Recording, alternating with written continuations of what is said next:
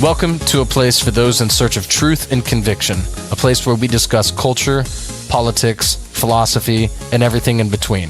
I'm Luke, and I'm here with Russ. This is Hardly Strictly Politics. Yes. Back in the saddle once again, though you probably wouldn't know that due to our relentless self-editing and, other technical issues we've had along the way. Luke and I are coming at you from two separate countries, two separate continents, two separate adult beverages, two separate sets of laws regarding free speech, by the way, so please bear with us on this. We've got to kind of take it easy and be careful about this. And we got a great show put together for you today. Our show prep is pages and pages long. We might actually have to cut some of this out on the fly as we go. And with this, I guess we're going to call this Show 1. Luke, is that where we're going? We're going Show 1? Yeah, indeed. Show 1. Show 1. All right. So, well, let's just get right to the shallow dive, for lack of better words, man. Let's just kind of talk a little bit about what happened in the news this week. What do you think? Sure, man. Sounds good. All right. So, have you been following this business about the G7 this week that happened in Quebec? Have you been following that? Yeah, I know it was happening, but it's I don't know the details, man, but that's what you're here for. Yeah. Well, I have been following it, man. It was very highly anticipated. It promised to throw a lot of fireworks into the air, which it certainly did. The G7 traditionally has been a very heavily protested event. There are a lot of, Antifa types and leftists that really don't like what the G7 represents. And, quite frankly, me here on, kind of basically slightly right of center, I don't really like the G7 either. But a little bit of background into what the G7 is. It is a regular summit that happens on the world scene. Excuse me. It involves the seven most developed and largest economies in the world economies, right? So G7, you can imagine probably there are 7 countries involved. Those countries are the United States, the United Kingdom, Canada, Germany, France, Japan, and Italy. And, as a curious historical note, we probably must say before we get into our tale of the G7 this week that it used to not be the G7. It used to be the G8. And the reason it was the G8 is that it also included Russia. Well, I believe it was in 2014, sometime during the Obama administration, and at Obama's behest, Russia was thrown out of the G8, so it is now the G7 plus 1 or the G8 minus 1, however you look at it, And they were expelled because of the actions they took in Crimea, when basically Russia, basically invaded Crimea and took it back over. We can deep dive on this some other time. It doesn't really matter for the purposes of this conversation. But the world scene, the economic powers of the world were so incensed at Russia that they actually threw them out of this summit. So this brings us up to the modern day for the most part, how this summit started this week.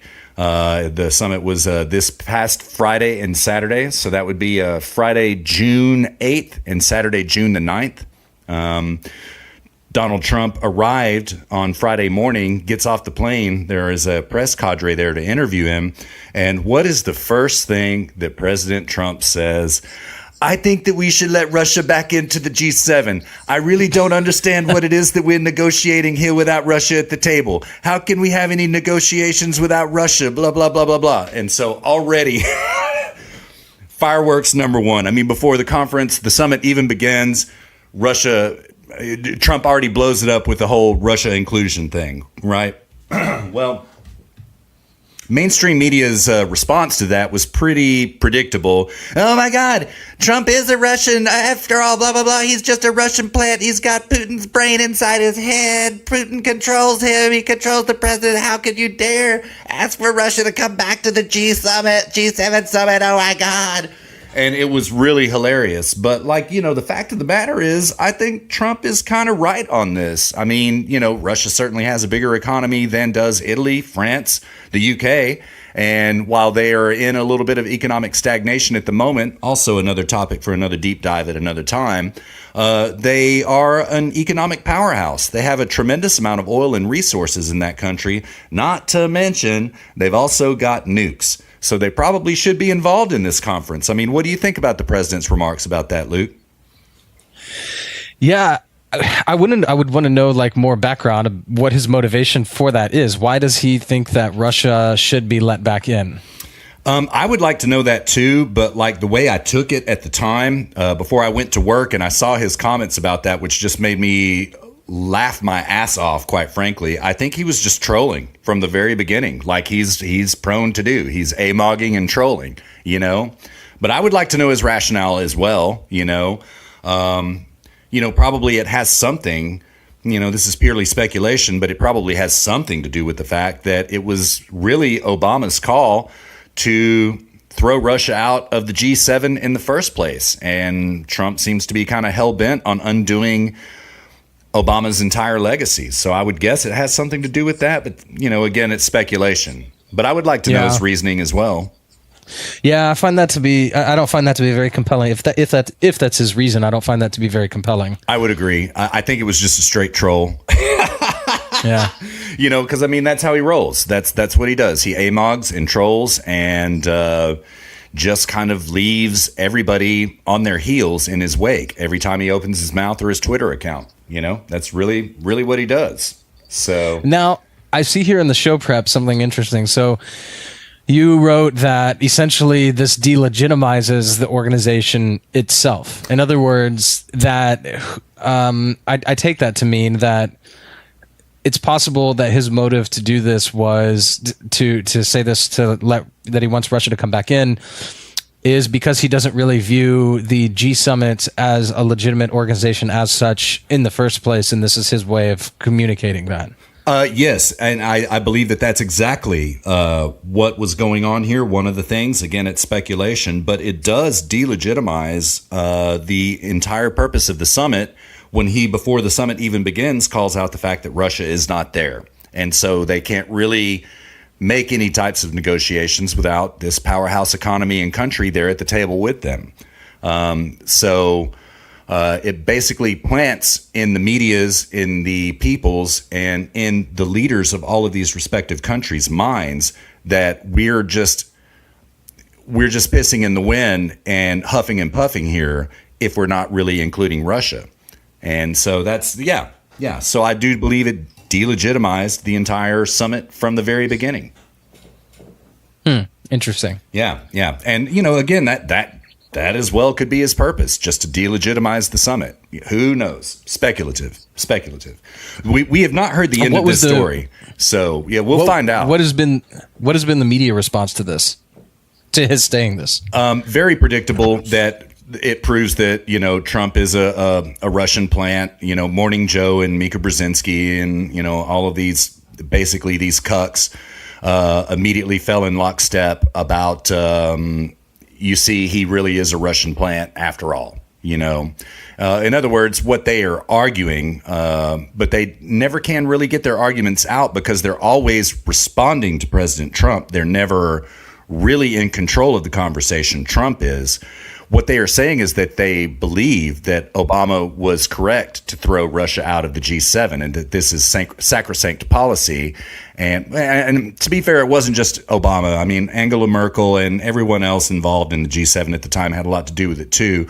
But it was really Obama who moved to have Russia thrown out of the G7 at that time. And so what the media is doing is arguing on behalf of Obama, even though they can't mount an argument in the affirmative. They can only respond to President Trump because he controls the conversation. Man, I can't believe the media just falls for this bait. Every single time. Obvious bait, man. Every single time. It shocks me too, man. And you would think that they would have become self-aware over the last 510-ish days that this is where they are. They're up against the ropes, but they don't even realize. They still live in this fantasy world that they're in control, and they take the bait every time. Yeah, man. Yeah. So yeah, they just can't help themselves. Yeah, they can't. So, other entertaining things that happened at this G7 summit, Macron, the French, what do they call him? He's not the prime minister. For lack of better words, the prime minister of France, He and Trump had a photo op, and they posed for this photo op. And after Trump had been fairly obstinate about not dropping USA tariffs against the G7 countries on things like aluminum and steel, and now apparently he's talking about imported cars into the United States as well. I sent Luke this photo. Apparently, Macron, gave him a pretty hard squeeze on the handshake or something like this.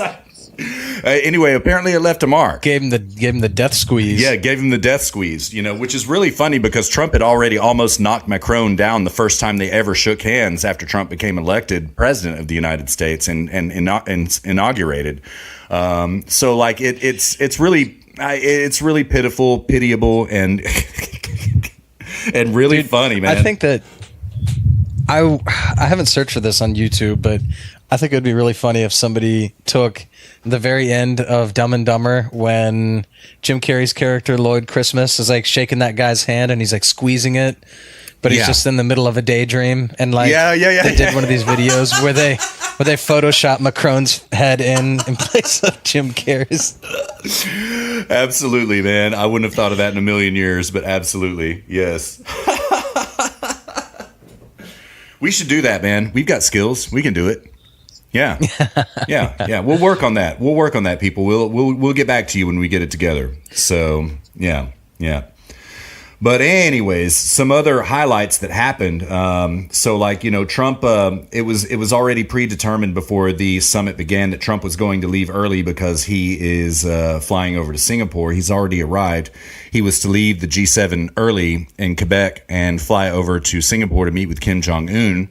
And the last event that he was scheduled to attend was a Saturday morning lecture by Canada's ambassador to France, I believe. I can't remember the woman's name. It slips me at the moment, but she was delivering a lecture on women's empowerment, right? And Trump showed up late for the lecture, right? And like, listen, ladies and gentlemen, I know that this doesn't, so what, he overslept, he showed up late, blah, blah, blah, blah, blah. This man does not drink, he does not do drugs, he does not sleep, and he is habitually punctual. He is never late for anything. He starts working at 4 o'clock in the morning every single day. He goes to bed at midnight, starts working the next morning at 4. Trump is never late unless he wants to be late. So troll number 2. Well, actually, there were many trolls that happened before this, but this was his final act in trolling. Well, I mean, actually, no, it wasn't. It's the third. Yeah, it was the third movement. Yes, it was the third movement. Yes. So he showed up late, interrupting the speech on women's empowerment because all of the cameras went off of the presenter and on to President Trump. He walked into the room slowly, with the typical Trump scowl that he has, and he went and sat next to Christine Lagarde, director of the IMF, and took his place next to her. And Justin Trudeau stood up and reaffirmed his welcoming comments to that morning's presentation on women's empowerment.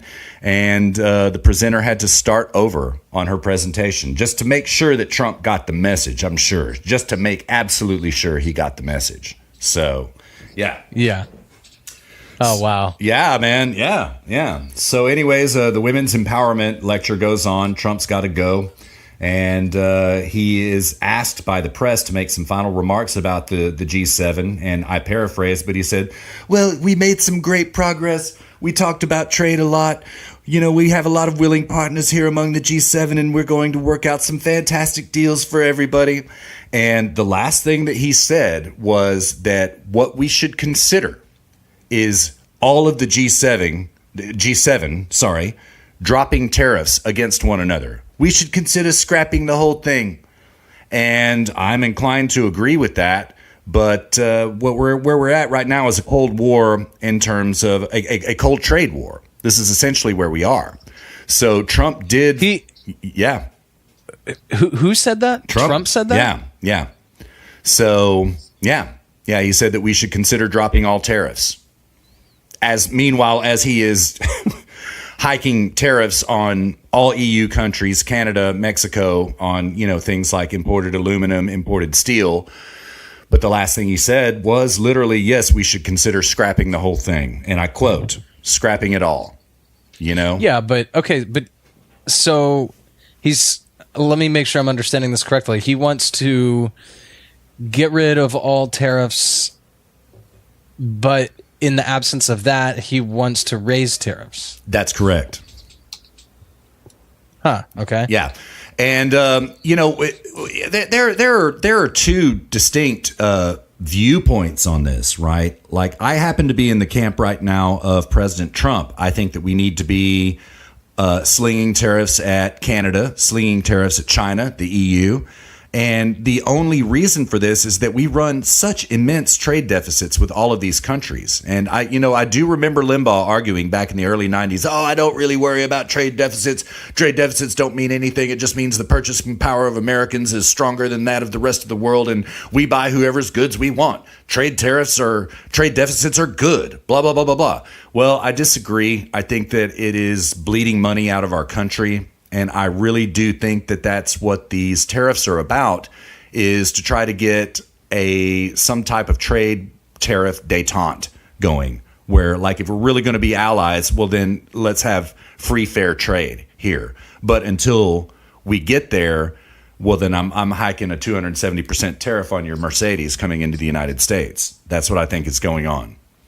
Yeah, but okay, so like, but what does that accomplish though when you? Because maybe you and I come at this a little bit differently. So in my mind, like when you talk about tariffs, like the tariffs have a little. Okay, so the country upon whom the tariffs are being levied they're not the people paying for the tariffs. The people paying for the tariffs are the people in the country that's leveraging them. That is absolutely correct. Yes. So in our case, all we're doing is making stuff more expensive for ourselves as a way of punishing another country who's producing those goods. That's correct. And yeah, I just struggle. I mean, you could argue that therefore it damages their ability to produce those goods, their ability to sell them. It reduces as a form of punishment. But to what end? I mean, is he doing that so that they say, okay, we'll take all tariffs off on your people too, so that they can sell into our countries easier? But that's one side of the argument, but that is not the side which talks about what you were just arguing, which is that it's money bleeding out of the country. It's really technically it's money bleeding out of people's pockets and going to the United States government, and then it's things of value never entering the country in the first place as a result of it not being a profitable venture anymore. You're right about that, but it is money flying out of consumers' pockets. It is, and it is lowering the purchasing power of our own citizenry, right? And I agree with you entirely, man. I do not like taxes of any type. I do not like tariffs. I think there should be no tariffs, no taxes, no none of this, right? But I do view it as a hit to our GDP and our country's wealth, particularly in terms of our purchasing power. The fact that these consumers will essentially pay the tariffs for their Mercedes Benzes and BMWs and all of that. And so I entirely concede your point, man. I completely agree. It's not like the government pays it. We pay it. You know what I mean? The citizenry pay it, Yeah. Yeah. So, I mean, but again though, like I still don't see the argument. Something about this smells of Keynesian argumentation. I'm not sure. I'm sure this is coming from Keynes, but like the concept of like the country bleeding of money and money coming out of the consumer's pockets.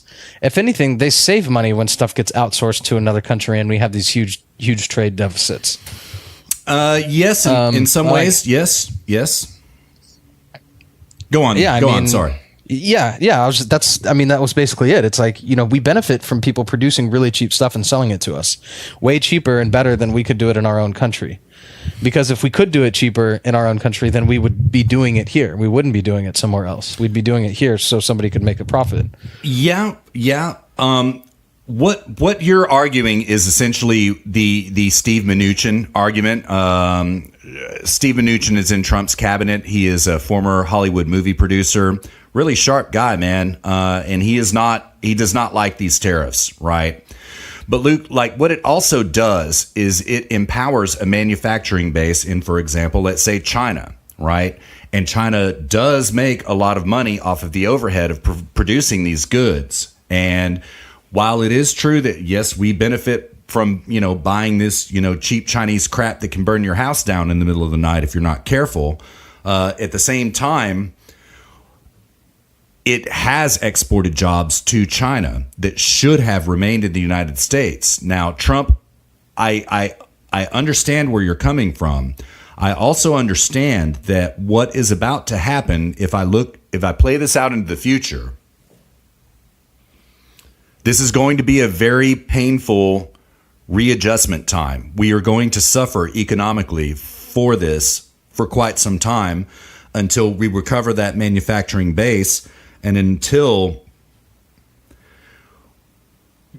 prices are going to get more expensive. That's just all there is to it. There's a podcast that Luke and I listen to where the host of that show says always, you know what, I'm perfectly willing to pay $6 for a head of lettuce if it's picked by an American citizen, right? Like not some imported cheap illegal labor. If it's picked by an American citizen, I'm more than happy to pay that $6. Well, going down this path to its logical conclusion that Trump is talking about, yes, we are going to pay $6 and $7 for a head of lettuce, right? We are going to pay $50,000 for a low-end Mercedes C230. This is going to happen. I mean, I actually take that back, $100,000 for a low-end Mercedes C230. It is going to hurt. It is going to be brutal. But like what Trump is banking on is that hopefully we can reignite, for example, our own auto industry and begin selling into foreign markets, essentially tariff-free, right? He's also banking upon the fact that, maybe we can hire high school kids, whereas back in the day when Luke and I would go do things, like picking lettuce and stuff like that, we'd get paid like 50 cents an hour to do it. Trump is banking on the fact that farmers are going to make enough money eventually that they can pay high school kids, American citizens, $15 an hour to pick this lettuce. It's a big gamble, man. It's a big, big, big gamble. I mean, it's a big gamble. It's also, in my opinion, totally immoral. I mean, I know this argument of like, I'd be perfectly happy to pay $6, for lettuce. Okay, great. That's cool. That's what you want. So go find somewhere, go to Whole Foods and shop there. You know what I mean? Like, don't force everybody else. Don't force somebody who's trying to rise out of poverty, who's just trying to get the cheapest stuff that they can get to get their family by. Do you honestly think that the person who's can barely afford lettuce at all gives a shit if it's an American citizen or a Mexican or whatever, No, they don't care. They're just trying to feed their families. And, I think that this is, in my opinion, this argument is a pure collectivist argument, which is, collectivism is the primacy of the group or of the individual, which is to our own detriment, because we view ourselves as, an inherently collective people, and we have to advocate for our collective interests above the individual interests. It's our duty to legislate laws into power, which would serve those interests, even if it damages us, even if it makes it more expensive. And this, in my opinion, is not at all what the intention of America at its inception was ever supposed to become. This is, I never thought I'd say this, but pure fascism is what it really is. It's just controlling the markets for collectivistic purposes. It's anti-capitalism.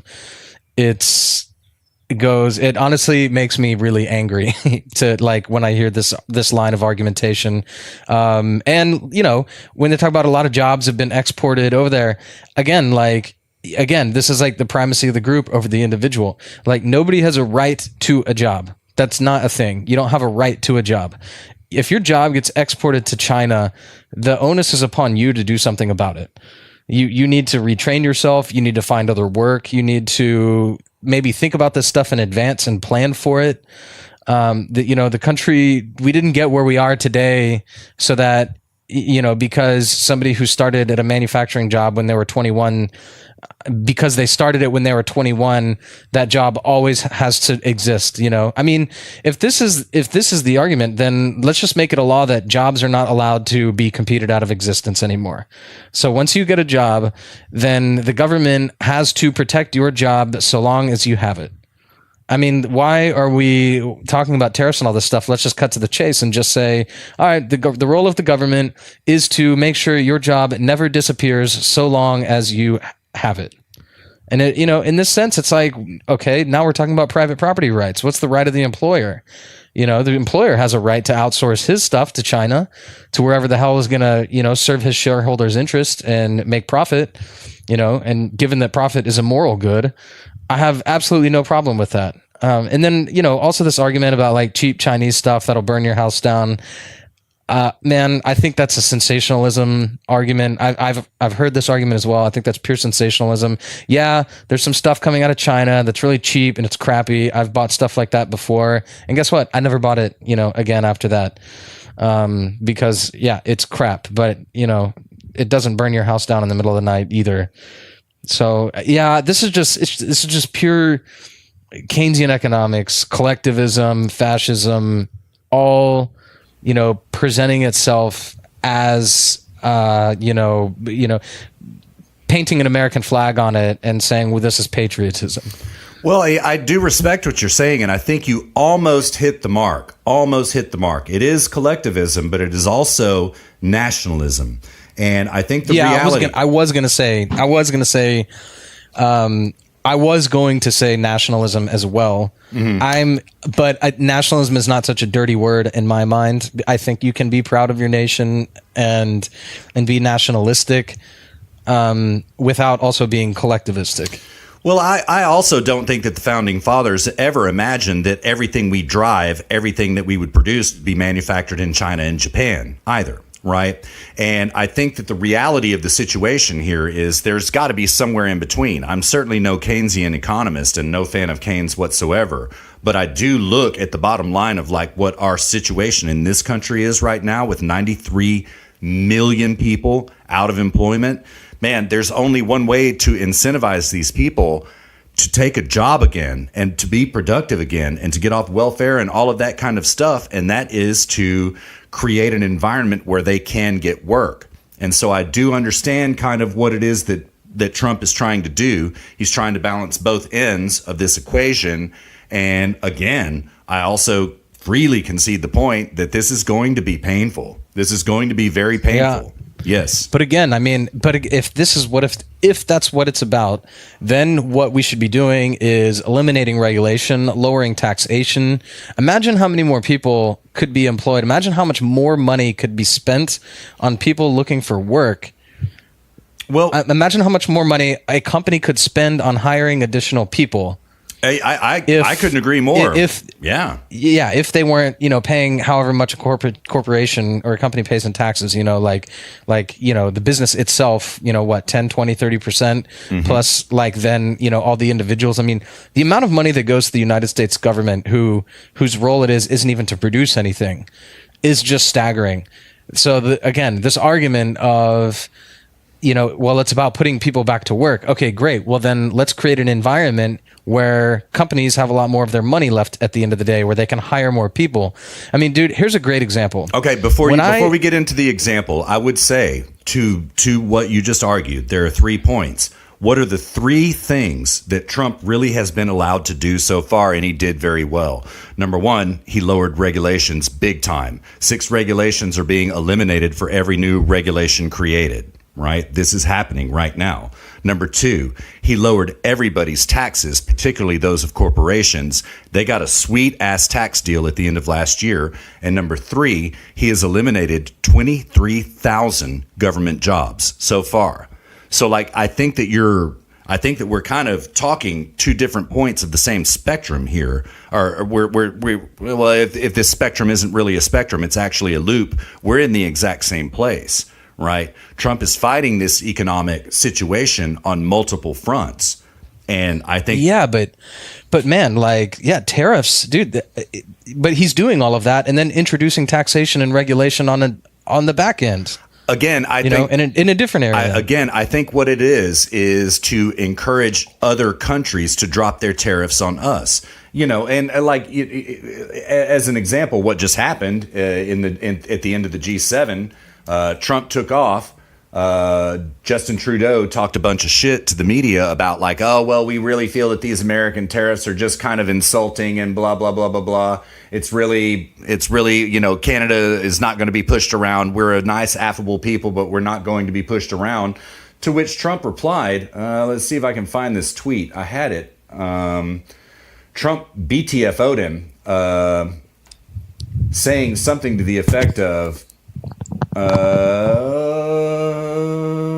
oh man, wouldn't you know it? There's so much show prep here, ladies and gentlemen. We just can't keep it straight. He excoriated Justin Trudeau for his comments. PM, all right, here's the tweet. PM Justin Trudeau of Canada acted so meek and mild during our G7 summit meetings, only to give a news conference after I left saying that U.S. tariffs were kind of insulting and he, quote, will not be pushed around. Very dishonest and weak. Our tariffs are in response to his 270% tariff on our dairy industry, right? So like, this is what I think Trump is trying to do. Again, like he said, we should just consider dropping all tariffs. If we're really allies here, let's just scrap the whole thing, right? 270% dairy tariff from the United States to Canada, particularly when Wisconsin is so close to the Canadian border, and it's rather extreme. You know what I mean? It's rather extreme. Yeah? Yeah. Okay. I mean, if this is a strategy whereby his goal is to eliminate tariffs to foster free trade, I think that's what it is. Then it's a different conversation. I still don't like it. I still don't like the idea of punishing ourselves in response to something that we don't like, which is all tariffs are. I agree. I agree entirely. I don't know why we even concern ourselves so much with how other countries punish their own citizens with tariffs. It's sort of like, us being mad that Canada's punishing themselves with, high tariffs on our goods. And so then we're like, well, you know what? We'll outpunish our people, I guess that's to make our own lives so difficult to the point that we can't buy the goods at all anymore. And then that's when it ends up hurting the other people. But just, I don't know, man, there's a better way to handle this than like making our own lives more difficult. Well, we'll see where it ends up. I agree with everything you just said, man, 100%. But it's really interesting. The thought just occurred to me,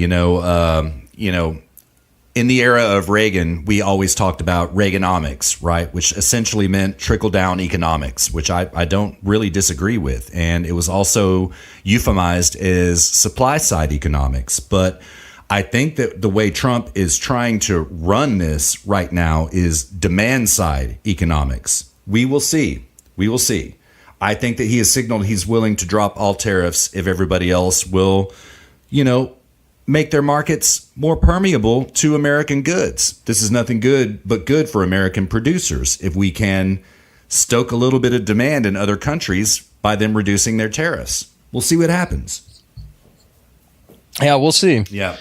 But I agree with you. I don't like tariffs, man. I don't like tariffs. I don't like taxes. I don't like any of this crap, man. So, yeah. Yeah.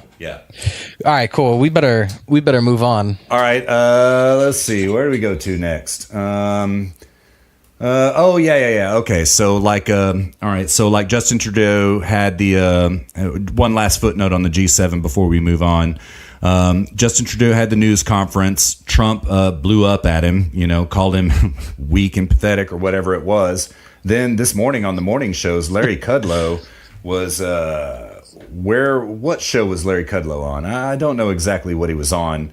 It was State of the Union, on CNN State of the Union. And he says, regarding Trudeau, he was polarizing. He really kind of stabbed us in the back, did a great disservice to the whole G7, right? Called him double-crossing and all this kind of stuff. Man, let's everybody just tone down on the rhetoric a little bit. We're just trying to make money here. We're not trying to insult one another. We just want to make some money. Even though there is nobody in the world that deserves insult more than Justin Trudeau, just in my own opinion.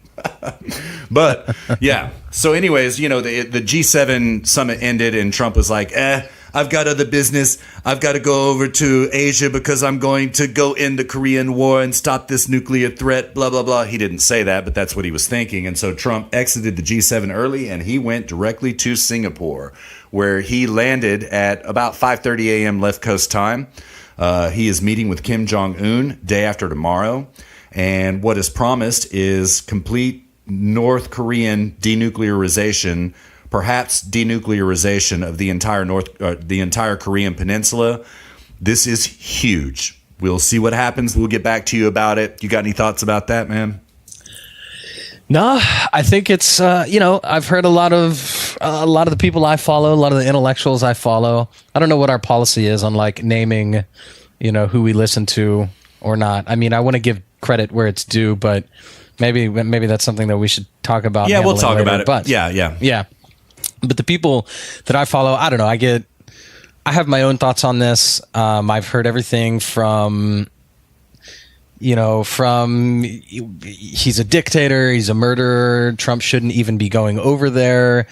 North Korea is a pipsqueak nation, and it makes us look weak and pathetic over the fact that we're even having to talk to them and we won't just do something about it.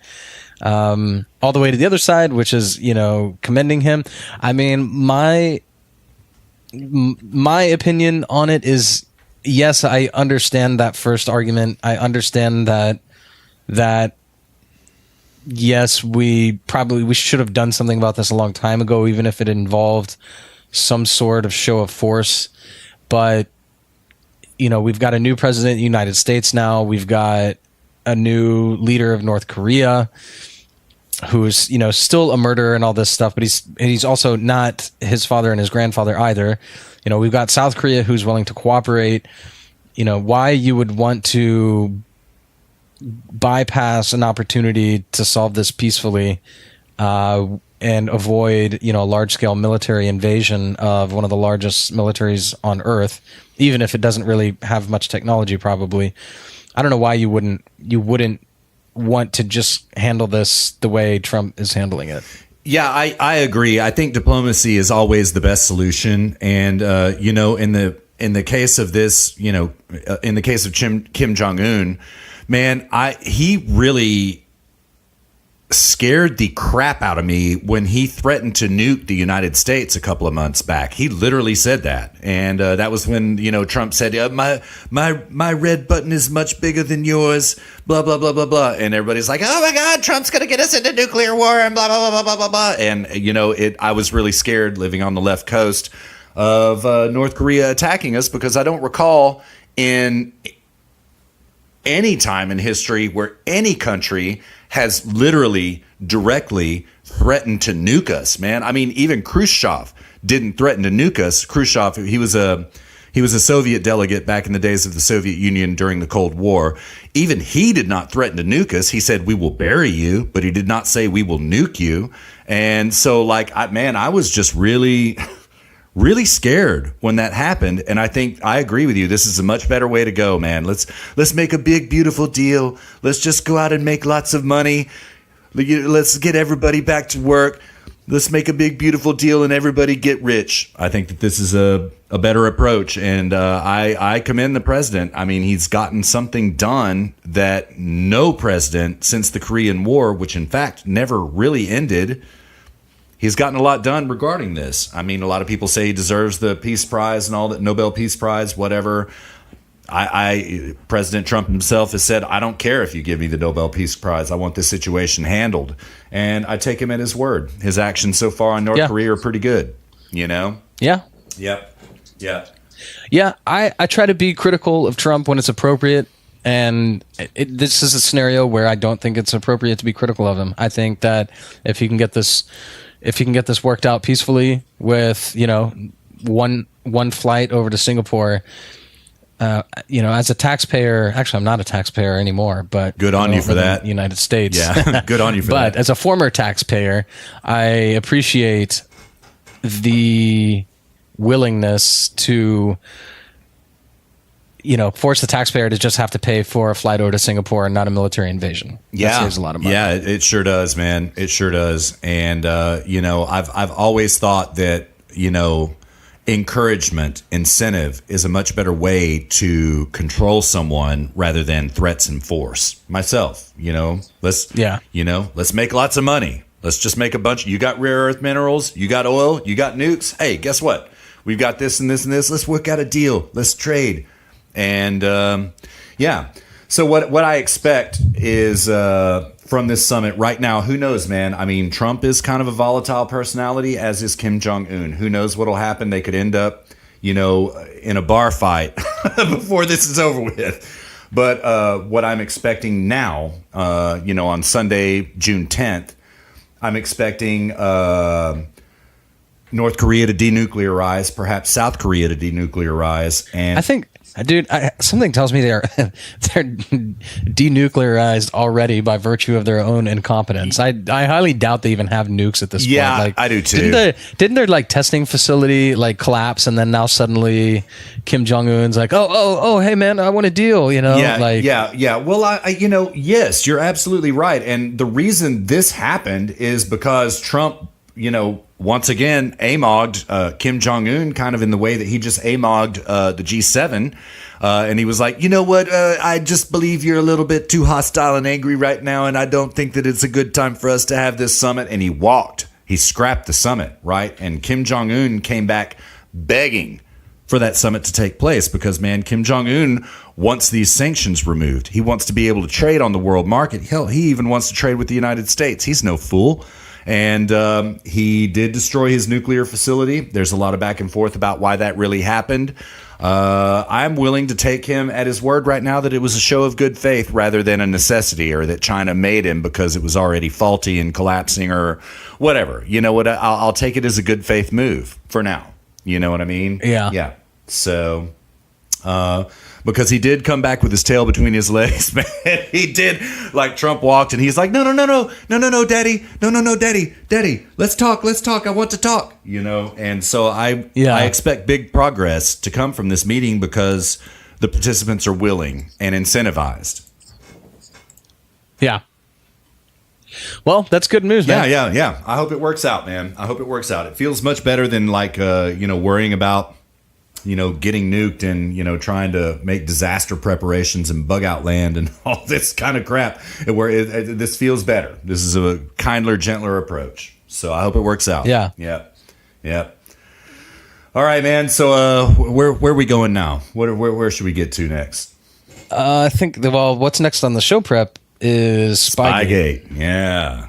Spygate, man. All right. So first of all, President Trump is entirely correct to call this Spygate. I don't like this rhetoric from the left. Rachel Maddow on MSNBC, CNN, John Bolton and James Clapper. We can now add to that list of apologists for the Obama administration literally spying on the Trump campaign. We can add to this list of apologists now Trey Gowdy and Paul Ryan, as they say, oh, yes, the FBI did exactly what the American people would want them to do. Yeah, no, this is not an undocumented informant situation. This is not, we were just spying on Russia. We were not spying on Trump. Horseshit. You were spying on the Trump campaign. You baited them with information and made them bite on that information, and then went after them after they did bite on that information in the form of getting FISA warrants on them that allowed the administration, the Obama administration, to spy on the entire Trump campaign. We can go through the specifics about this, But like, honestly, folks, this is you're probably sitting here thinking about this like, man, this is just this whole Spygate thing. It's so confusing. I'm just so dumb, and I just am not interested in it because I can't really wrap my head around it and blah blah blah blah blah. Yeah, don't feel stupid. Don't feel dumb. That's exactly the way this was designed, was for it to be incomprehensible. And enough people now are on the drop about this. I mean, it's in mainstream media. Tucker's covering this. Laura Ingraham, Sean Hannity, Rush is covering it. Strangely enough, nobody on the left is covering it, but right-wing mainstream media sources are beginning to cover it. If you want to understand it, just go to them, because in the last couple of weeks, they've gotten to the point now that they are laying this out pretty clearly in a way that is comprehensible. So I don't want to burden you on Hardly Strictly Politics with going through the nuts and bolts of how this thing worked. But what did happen is that the Obama administration spied on Trump when he was running for president, probably as early as 2015. And this is exactly what Edward Snowden warned us against. This is exactly what Edward Snowden said was coming. And I find it very chilling. I mean, if you think for a moment that they can't or won't spy on you, we already know that they're scooping up every last communication that we make, including Luke and Mai's phone call right now to record this podcast. They're scooping it all up and storing it for future reference. We already know this. This is fact. Okay. So if you think that they cannot weaponize an intelligence agency against you, think again. This is really chilling shit. So Luke and I, as we've been talking about this, we recorded a show about it. We kind of went through the nuts and bolts of what happened and what's going on with it a little bit. And we didn't really have a conclusion, but like what we promised in that show that will probably never be released is that this is far from over. And right on cue, Luke, guess what happens? What's that? James A. Wolfe gets busted this week for leaking information to the press. Here's how it goes. All right. My sources on this we'll put these in the show notes. I've got a good article from American Thinker, a really great one from Conservative Treehouse, but the God tier article of all of them is Andrew McCarthy's piece in the National Review. We'll place links in the show notes so that you can track these down yourselves and read these. These are must reads, absolute must reads. But long story short, what happened this week is that sort of an emissary of the Senate Intelligence Committee, a guy named James A. Wolfe. He's been working for the Senate Intelligence Community for 30 years as somewhat of an admin, okay? What was his specific title for the Senate Intelligence Committee? He was, I can't find his specific title. Too much show prep, Luke, too much show prep. But anyway, he got busted and indicted this week because he was leaking very serious, sensitive, classified information to members of the press. And the indictments, in my opinion, I've read the indictment. You should read the indictment as well. It will be in the show notes. It's really kind of airtight. It really kind of is rock solid, and there is no way that he's going to get out of these charges. And it further edifies what we were talking about the Obama administration spying on the Trump team during the campaign. Now I quote from Andrew McCarthy's piece in the National Review, again a must read, and I quote, James A. Wolfe, who was indicted on Thursday as a textbook swamp creature. According to the New York Times, he is a former Army intelligence analyst who 30 years ago latched onto the Senate Intelligence Committee as a staffer, a nonpartisan staffer, of course. Wolfe eventually rose to the post of security director, that's his title, responsible for receiving, maintaining, and managing all classified information, all classified intelligence shared with the United States Senate Intelligence Committee by U.S. spy agencies. So what's a good... anyway, all right, it goes on. In the case of Wolfe, who is 57, these journos that he leaked to most prominently included Allie Watkins, a 26-year-old Times reporter with whom he was romantically involved for 3 years, mostly while she was working her way to the Gray Lady as a national security reporter for the HuffPo, Politico, McClatchy, and BuzzFeed. Okay. All right.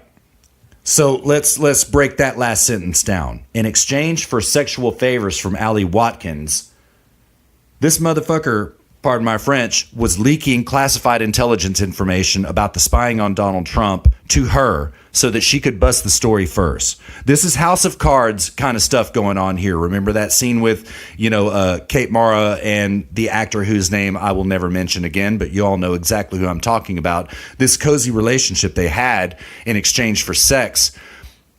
The actor whose name I will never reveal was providing Kate Mara's character with intelligence so that she could report upon it. Really salacious, crazy, horrible stuff. And this is going on. And that's what this guy just got busted for. This is what Wolfe got busted for.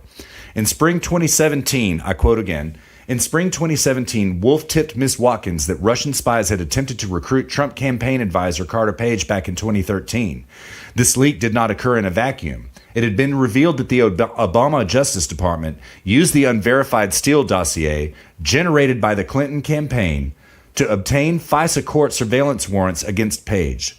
To control the damage, Democrats and other nonpartisans, quote-unquote nonpartisans, wanted to claim that the FBI had reasons independent of the dossier to suspect that Page was a clandestine agent of Russia.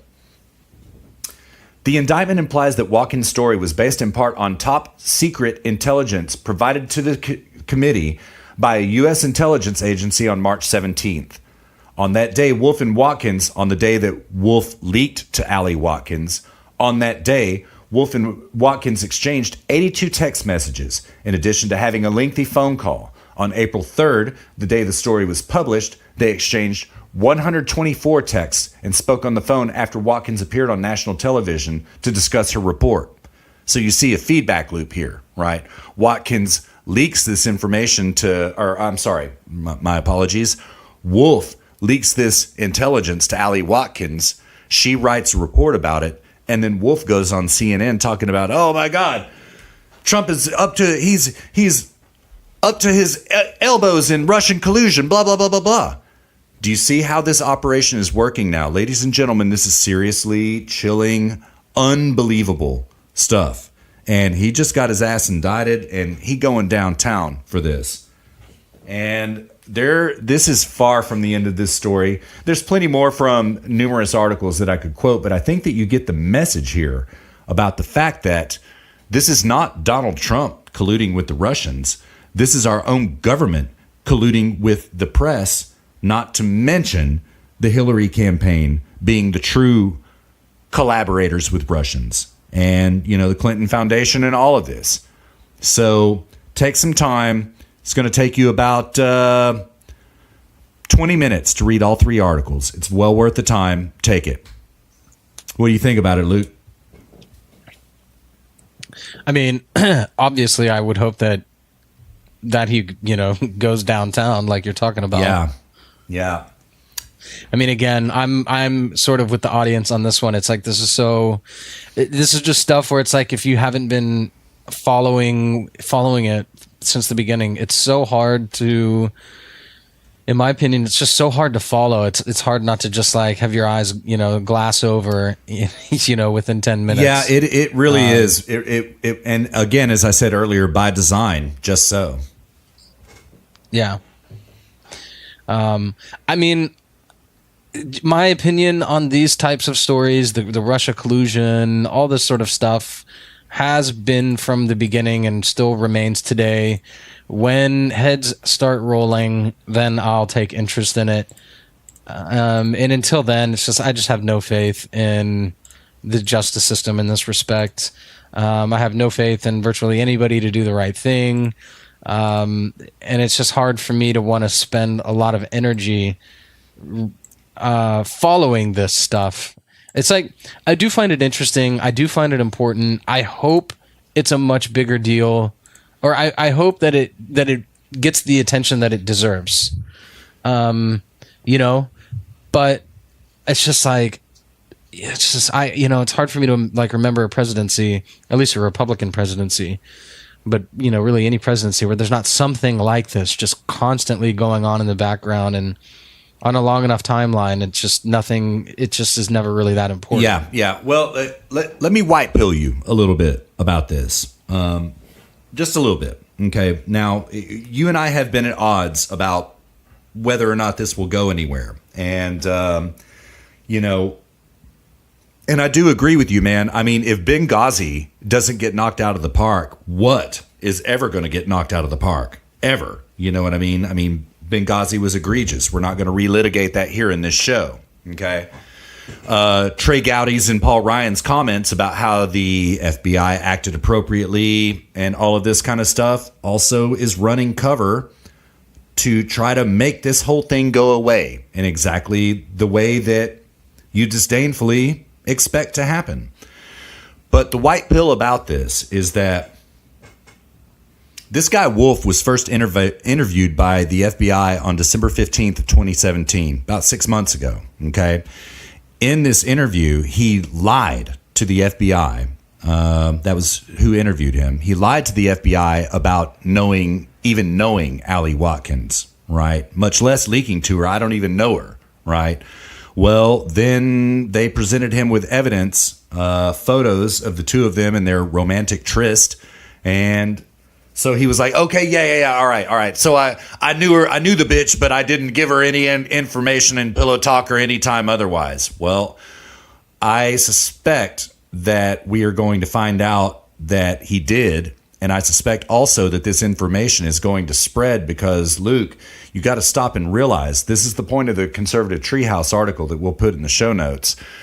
They talked to him on December 15th of 2017. You know that the investigation was opened long before they ever even interviewed Wolfe.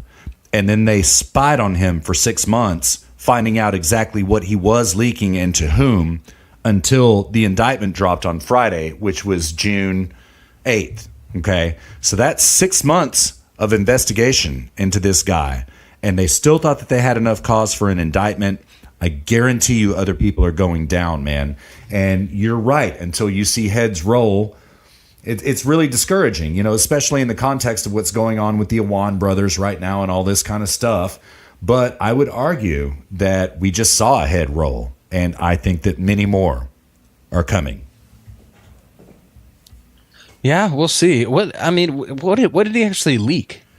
He leaked the information about Carter Page being approached by Russians in 2013. That's kind of what started the whole Russia collusion narrative in the first place. That was kind of what started it. He was the one who leaked it to the press.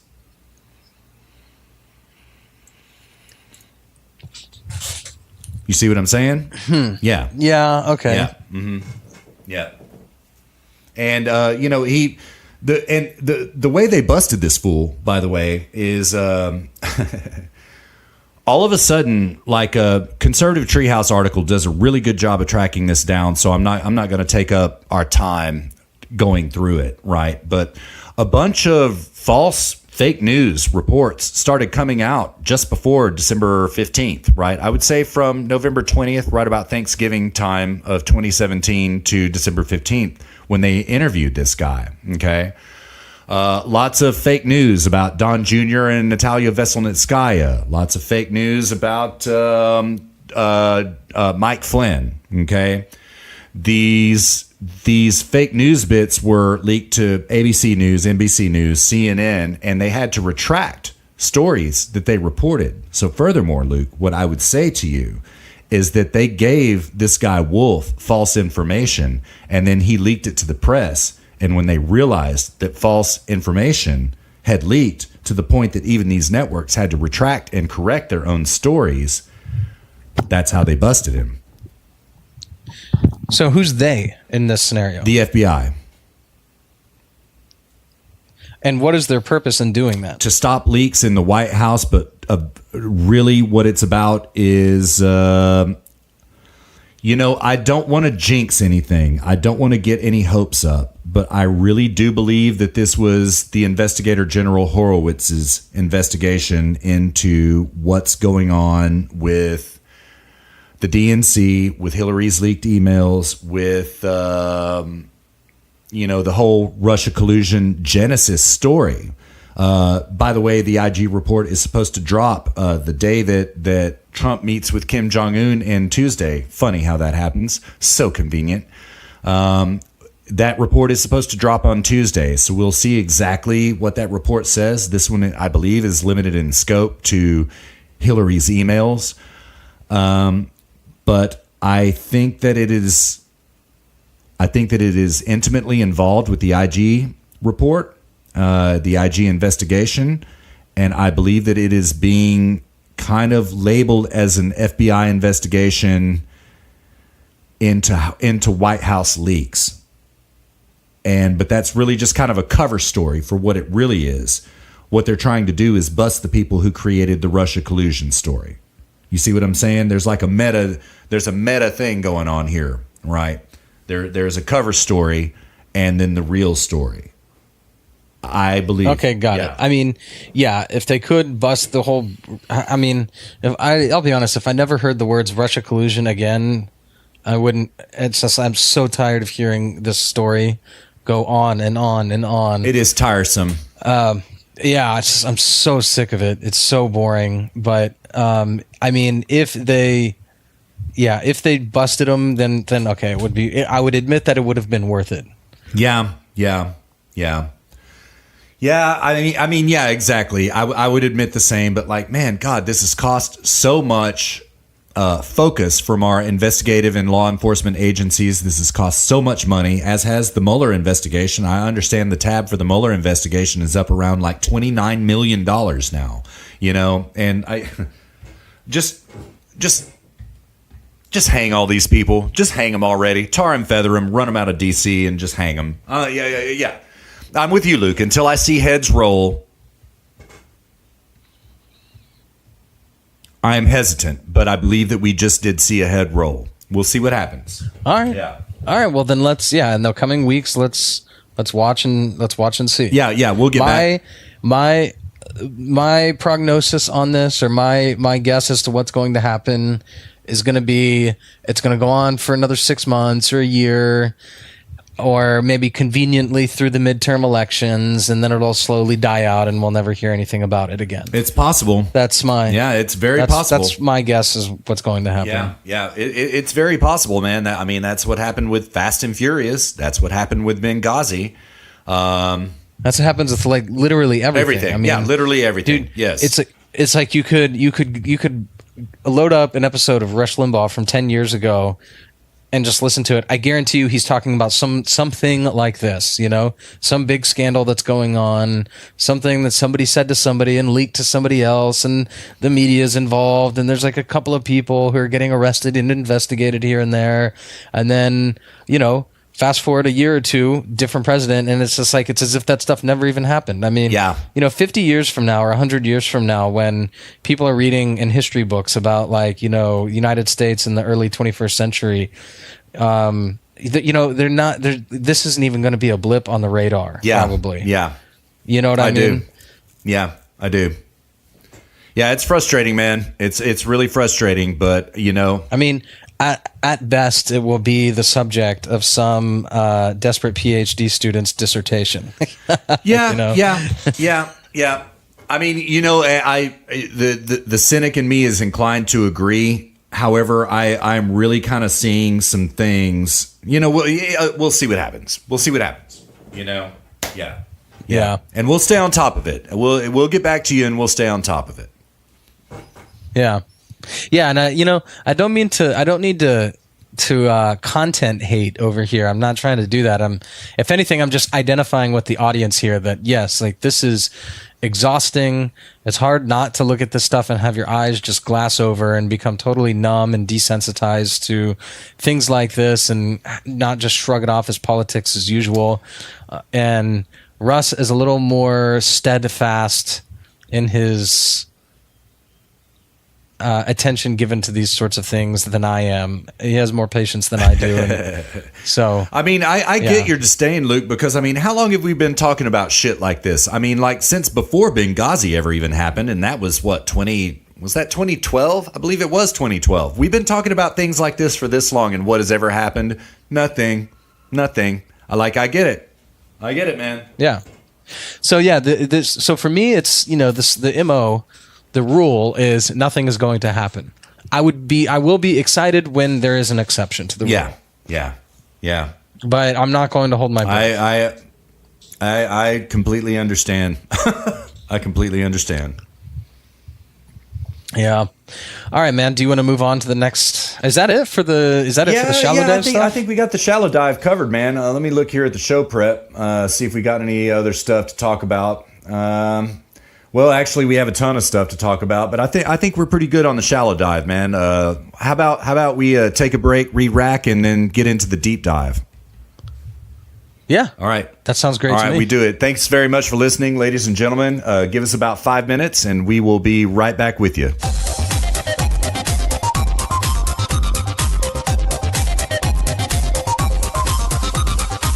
All right, welcome back, everybody. So the next part of this show is, I don't know, are we going to just call it the deep dive section? Yeah, I like deep dive. Is that what we're rolling with right now? Yeah, it's kind of this corporate speak, but I think it is a good descriptor for what it is we're going to do. We're basically going to take one issue each week and we're going to discuss it at length.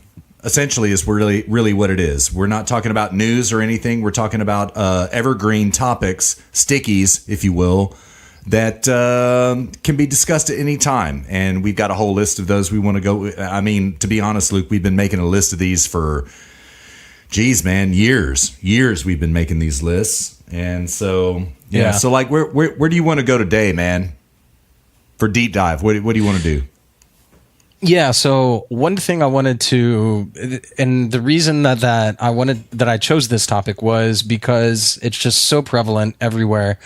When I started researching it, I began to realize that it's actually been around for a while. People have been talking about it for a long time, but for whatever reason, I don't know. I think it actually, well, okay. So in the alt-right, it came up a long time ago, probably like a year ago, if not more, probably more like 2 years ago. But also, the concept of free will has been coming up for whatever reason. I don't know why, but you've got like Sam Harris and Jordan Peterson, Yaron Brook, who I follow, and you've got all these intellectuals for whatever reason, all talking about free will. I don't know why.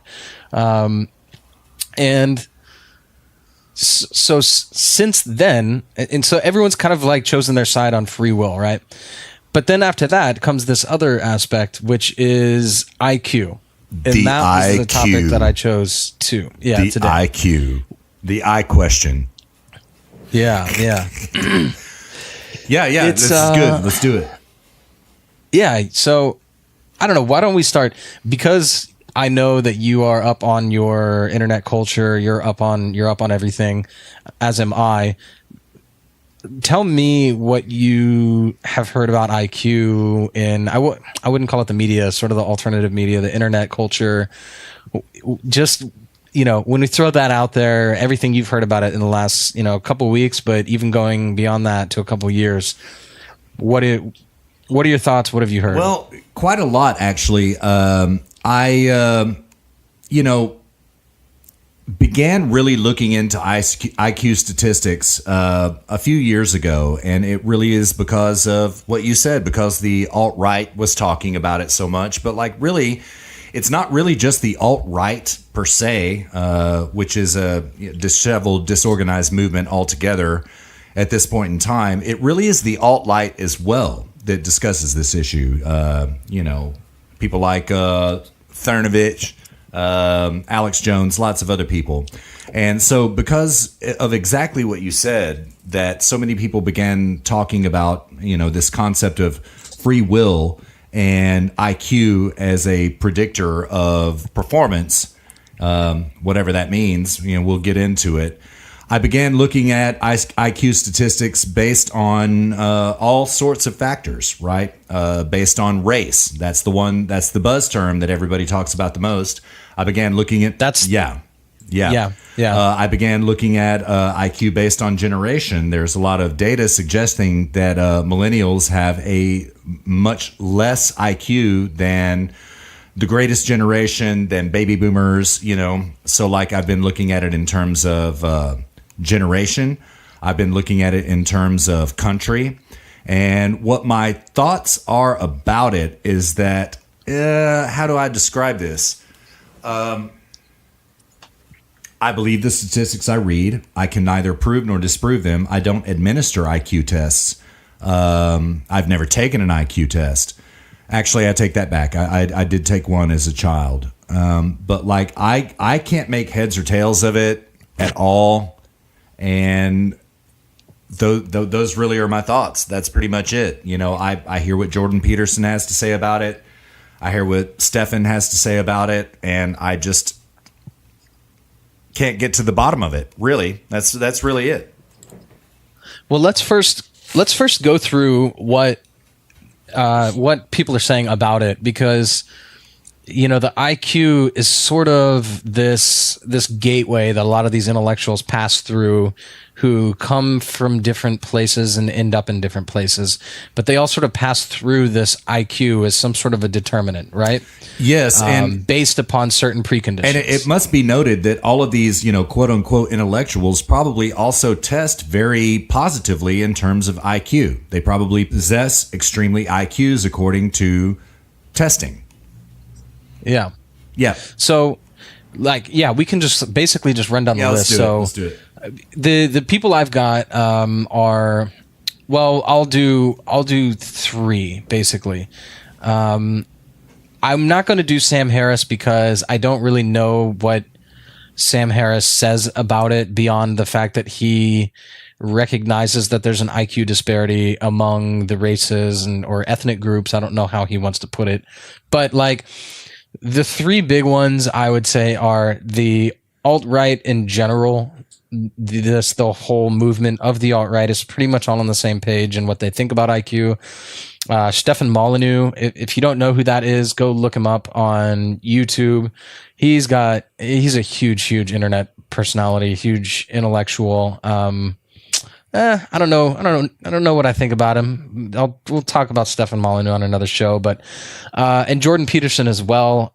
And so we'll start with the alt-rights. The alt-rights ideas is that they recognize that there's a disparity in IQ among the races, and therefore there will always be conflict among the races because there will always be economic, social, and cultural. Basically, there will always be general inequities among the races, no matter what. And one of the races is going to end up having to, support the other race, or it's always going to be problematic, and that therefore they need to split, right? So this is the race question pillar of the alt-right, which is one of the three pillars, which is the differences between men and women, the differences among the races, and then the differences, then the JQ, the Jewish question, which we also need to do a deep dive on that. I'm still doing my reading and researching on that topic, but that is one we are getting to. In fact, I've been just reading so much about the Jewish question in preparation for that deep dive, but I really need to make sure I have my ducks in a row and I understand the topic as best as I can going into that, because it's such a sensitive subject matter. Okay, so going back to IQ. So the alt-right uses IQ as a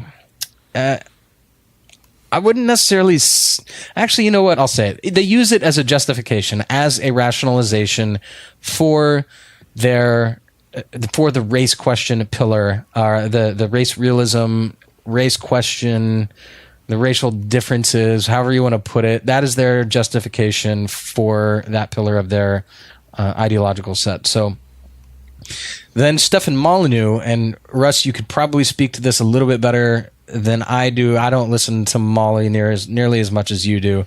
I sort of kind of, check in when he's on someone's show and it looks interesting, but I don't watch his videos. But I saw his Dave Rubin bit when he was talking about IQ, and he was basically saying that I'm laughing because he's so dramatic. It's so I'm just like I have his facial expression in my head, Yeah. Where he's like, it's just so tragic. Yeah. It's just and he's like, I've read a lot. and I have seen a lot, and I've read a lot, and nothing has quite shaken me until I realize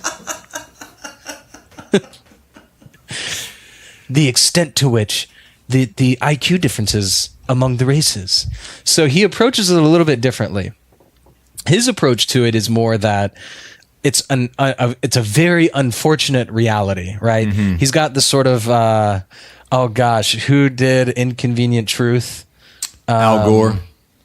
Yeah, he's got the Al Gore Inconvenient Truth, going on here, which is like, it's just like, oh, it's so unfortunate. It's tragic. It's a tragedy. Yeah. That is Mollity's take on it. And then you've got Peterson's, and Peterson is not a whole lot different from Stefan Molyneux. I would say Peterson's take on it is a recognition of the differences in the IQ, minus the race aspect of it. So Peterson doesn't speak as explicitly about disparities in IQ among race as Stefan and the alt-right do. He more talks about it just as a general, principle, right? Go ahead. Sorry, I was going to interrupt. Yeah, I have a question for you after this, but go ahead. Yeah, sure. Let me close this out with Jordan Peterson, and then so just hold that thought so I'm almost finished. So, in Jordan Peterson, man, I gotta say, I can't help but to think that he just likes this story because it sounds really fun and interesting, and it's adds a lot of color to his talks, but he tells a story of how it was like right around World War I, World War II, was when the military was like issuing intelligence tests when they were accepting people to go fight the war, and they had and the reason that this is basically a trusted source, if you will, is that they have every incentive to want to get people to score highly on it. But they needed to make sure these people are smart enough to serve in various kinds of in various roles, and they need a fast and easy way to sort people based upon what they're capable of doing. And so they started issuing intelligence tests, and then they would sort them into the military accordingly. But they want high IQ people to serve difficult functions in the military, and they also, Jordan Peterson says that they also want to. They also want these people to come out of the military and be able to rise up in economic classes, and so they have every incentive to want to bring these people into the military. And they found that there were 15% of the population, the military found, that were basically incapable of serving any kind of a role in the military, even though they needed soldiers. They have a vested interest in getting soldiers. 15% of the people would not be able to serve a role in the military, which was below 83 IQ. And so we're talking about Jordan, we're talking about basic kind of bell curve types of statistics right now. But this is basic bell curve stuff, right? When you say bell curve, are you referring to like Charles Murray bell curve or like statistical bell curve? Statistical bell curve. Okay. Yeah. Yes, exactly. Yeah. So Jordan Peterson, so he says, what are we going to do with these people? Again, showing concern, right? So it's coming from a place of concern, and what are we going to do? Whereas the alt-right is more coming from a place of, we're not that concerned. We know what we need to do. And the alt-right is coming from a place of, we're not concerned about the low IQ people because statistically they're not our people anyway. We just need to not be near them. That's the alt-right's position. Yeah. Whereas Stefan Molyneux and Peterson, because they're not full on alt-right, Peterson's not really alt-right at all. Actually, he's not alt-right at all. They don't end up with that conclusion. They end up with it's just a sad reality. It's just a tragic reality. What are we going to do? So anyways, that's the sort of the summation of like the general IQ conversation. I mean, you could go into all the alt-right thinkers and every little thing they've said about it and all this stuff, but I think it's I think at that point it's just a little pedantic. It's very easily summed up. They all virtually think, more or less the same thing. So did you have something that you were going to say, Russ? I did. Before we go on? I would like to make a point, and but like before I get there, I just want to ask you, like, all right, like in a couple of sentences, what do you think about Jordan Peterson? I mean, like, I'll tell you exactly what I think about him. I don't understand this adulation. I respect the leftist mob that he stood up to at the University of Toronto, but quite frankly, this man his voice makes my ass chew a hole in the seat. That's what I think about him. Yeah, he makes me cringe. Yeah, he's definitely got he's definitely got the Canadian accent mixed with Fry voice. Yeah, man. Which is pretty difficult to listen to sometimes. But I mean, what I think about him. So I'll say what I think about him, and then I'll say why I think people like him. What I think about him is, yeah, I agree. I'm glad he stood up to the did what he did in Toronto. I think that's great. I think he offers a lot of. This actually is sort of a segue into why I think people like him. He offers people a lot of very practical advice, sort of just how to live your life to the best of your ability, and. In as much as that's what he's all about, then I think that's great. Once you start getting into the more deeper philosophical stuff, like, he's got this, he goes on and on about mysticism, and, his epistemology is bad in my opinion. So like, yeah, when it comes to like the much more deep moral questions, his like surface level morality is like pretty practical. I would call it like pragmatic self-interest, if I were to ascribe a term to his moral, prescriptions for life. Yeah, right? Yeah, I would agree, man. But like this bloke, man, if he tells me to clean my room one more time, I think I'm going to jump out the window, dude. I'm tired of being lectured about clean your room. Just clean your room, which is his standard go-to, symbol for cleaning up your life. I don't know. Yeah. But anyways, he's a smart guy. I do respect him. He's definitely smart. He goes on about stuff that, like, one of the things that I like about Yarn Broke is like when he gets asked a question, he doesn't go on about it. He just like answers the question. He does very quickly and succinctly. Yes. Yes, but Jordan Peterson, man, it's like watch some of his stuff with. I don't remember. I think I was watching like his Joe Rogan podcast. Yeah, I've seen it with Brett Weinstein. I've seen it. Yeah.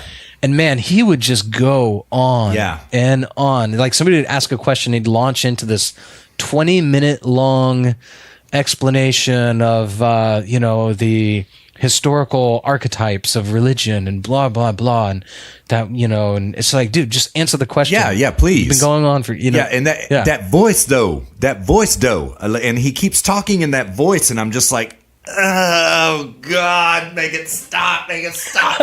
Yeah. So like, he's very long-winded, and he has zero bants, as we've seen from his recent debates, anyways. It doesn't matter. That's but again though, man, like, he gives a lot of like very pragmatic advice that a lot of people seem to like. I know one of my family members really likes him a lot. And good for him. He's Christian. I'm not Christian. I think if you are religious, you can get into him a little bit more because he's an intrinsicist in the sense that sort of like it exists, and therefore it's just there. It's not like a question of right or wrong. It's just there. Yeah.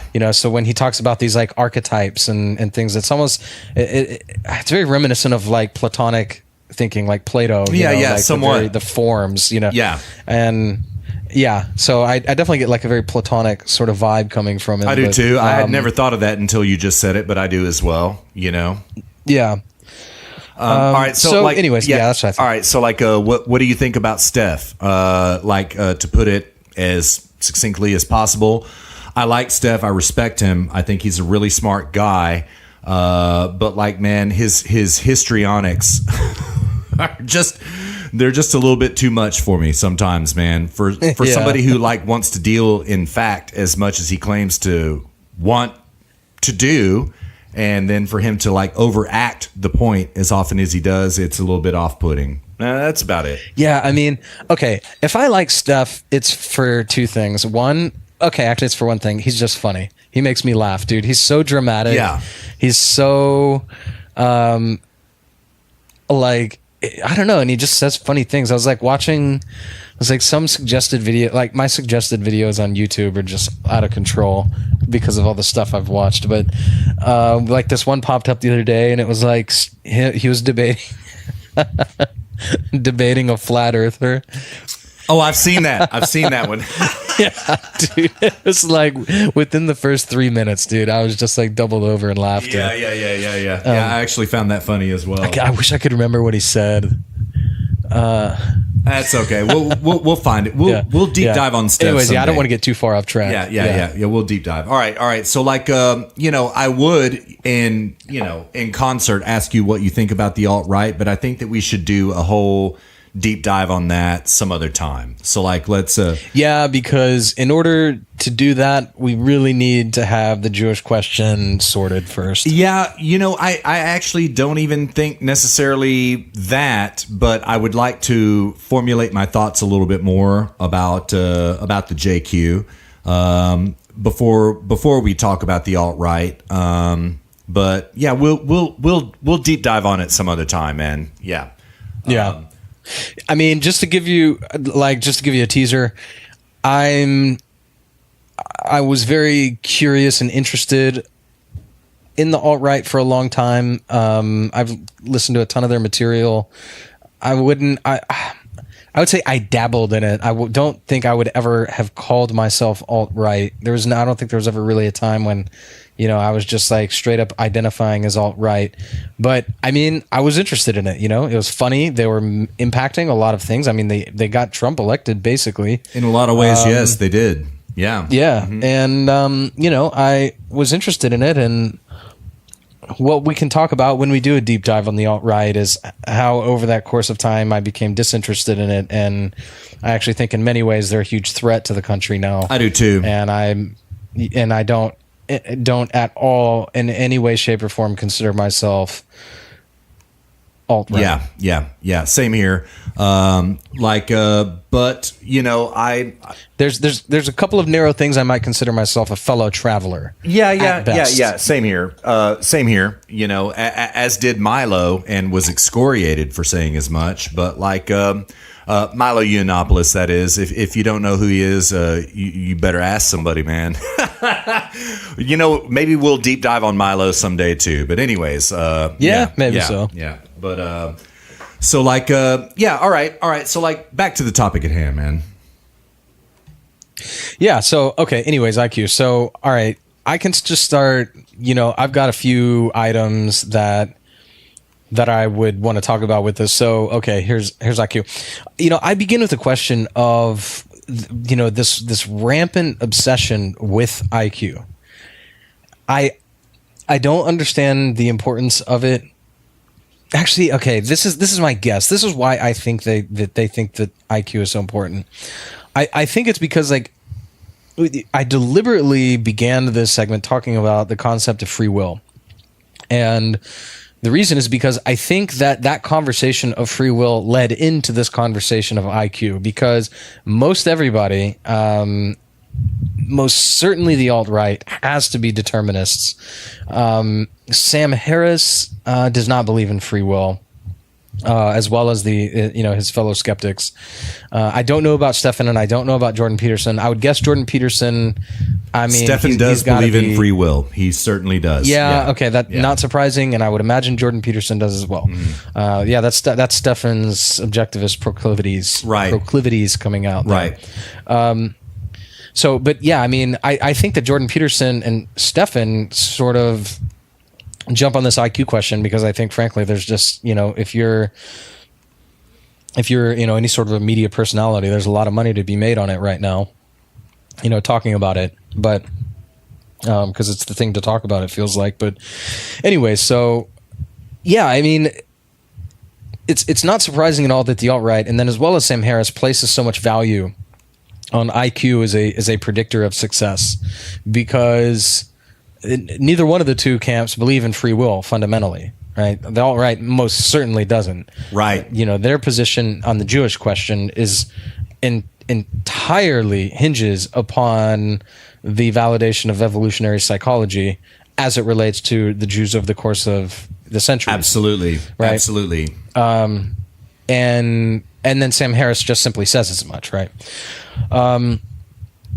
And so, there has to be some sort of, if it's not the individual making a choice to, use his mind or not, which I'll get to here in a minute, then there has to be some sort of determining factor, right? There has to be something going on that is, putting this person into the position that they're in later in time, whether that's a good or a bad position. If it's not free will, if they didn't choose, if they didn't make a series of choices that led them there, then what was it? And for the alt-right, this is IQ. For Sam Harris, he seems to, I don't know. I don't want to, I'm a total amateur on Sam Harris. I consume so much content, and Sam Harris is not, I would like to consume more of his content, but I just don't consume enough of his content to feel comfortable speaking to his positions on IQ and on free will. So I'm not going same here. to. Yeah, he's on my radar, but I'm not familiar enough. I mean, that's just and I would like to be more. He's definitely somebody I want to get into more at some point. It's just right now I've got so many books I'm reading, too much so shit, much man. stuff that too much shit in the man. news, too much shit to think about, man. Yeah. So but I don't want to speak to what he thinks about it, and I certainly don't want to lump him in with the alt-right either, because he's most definitely not alt-right. He is certainly not. Yes. Yeah. So for the alt-right, there has to be some sort of determining factor that's leading these people to, to be in this position, where they are. And because it's not free will, well, it's IQ. Well, you're successful today because you were smart. And you're not successful because you're not smart. And that is basically, it, right? Anybody outside of that is more or less an anomaly. Yeah. Which is rather ironic, man, because the facts of the matter are that white people do test lower in IQ than all Asian nationalities test, and they also we white people test lower than Jews do. I mean, by any measurable statistic, we are lower on the IQ scale than about half the world's population. It's rather shocking. You want me to? I'm going to throw another wrench in the spokes here. Did you know that before World War I, these same military intelligence tests that Jordan Peterson were talking about, Jewish soldiers scored well below the national average for the army. Really? Absolutely. That shocks me a lot, man. Huh. Yeah, but within a decade, all that had changed, right? So, in Polish Americans, their IQ has risen more than 20 points in 2 generations. Was that the Sowell piece that you're talking about, the Thomas Sowell piece? Yeah, I remember hearing that. This is, So this is so Thomas Sowell. So in trying to research this and trying to learn about it as much as I can, because I'm not a psychologist and I'm not a statistician, so I'm at best an amateur, and so I try not to just dive into this stuff without gathering as much information as I can and then thinking about it as much as I can, right? So I'll post a couple of sources, the stuff where I'm getting a lot of this information. I'll post in the show notes, but specifically those statistics about so Jewish soldiers scored well below the national average in the army before World War I. And this is from an interview with Thomas Sowell and William Buckley in 1981 called is a show I guess William Buckley had called Firing Line. And and he talks about Polish Americans' IQ had risen more than 20 points in 2 generations. Tom, he also talks about that in the North, the minimum wage laws. So in the North, in the early 1900s, blacks actually had a lower rate of unemployment than whites did. That's correct. And that's because the blacks were willing to work for less. That is absolutely correct. Yes. Yes, which again, blows a hole in this whole IQ thing, right? So, oh my God, black people are better off. Well, then the unions got together and they passed minimum wage laws to price blacks out of the market, and they were successful in doing that. And Yeah, and that's the origin of minimum wage Man, laws. that might be another deep dive topic that we have to get to sometime, man. Yeah, absolutely. Minimum wage laws. Yeah, I've never heard it framed that way, but I do believe it based on what I know about minimum wage laws. But like, yeah, some other time. Yeah. Okay. Yeah. So, anyways, man. So yeah, this, the IQ, I mean, it's a moving target, it's something that changes. It changes through the generations. It can change in a person's life over the course of time. And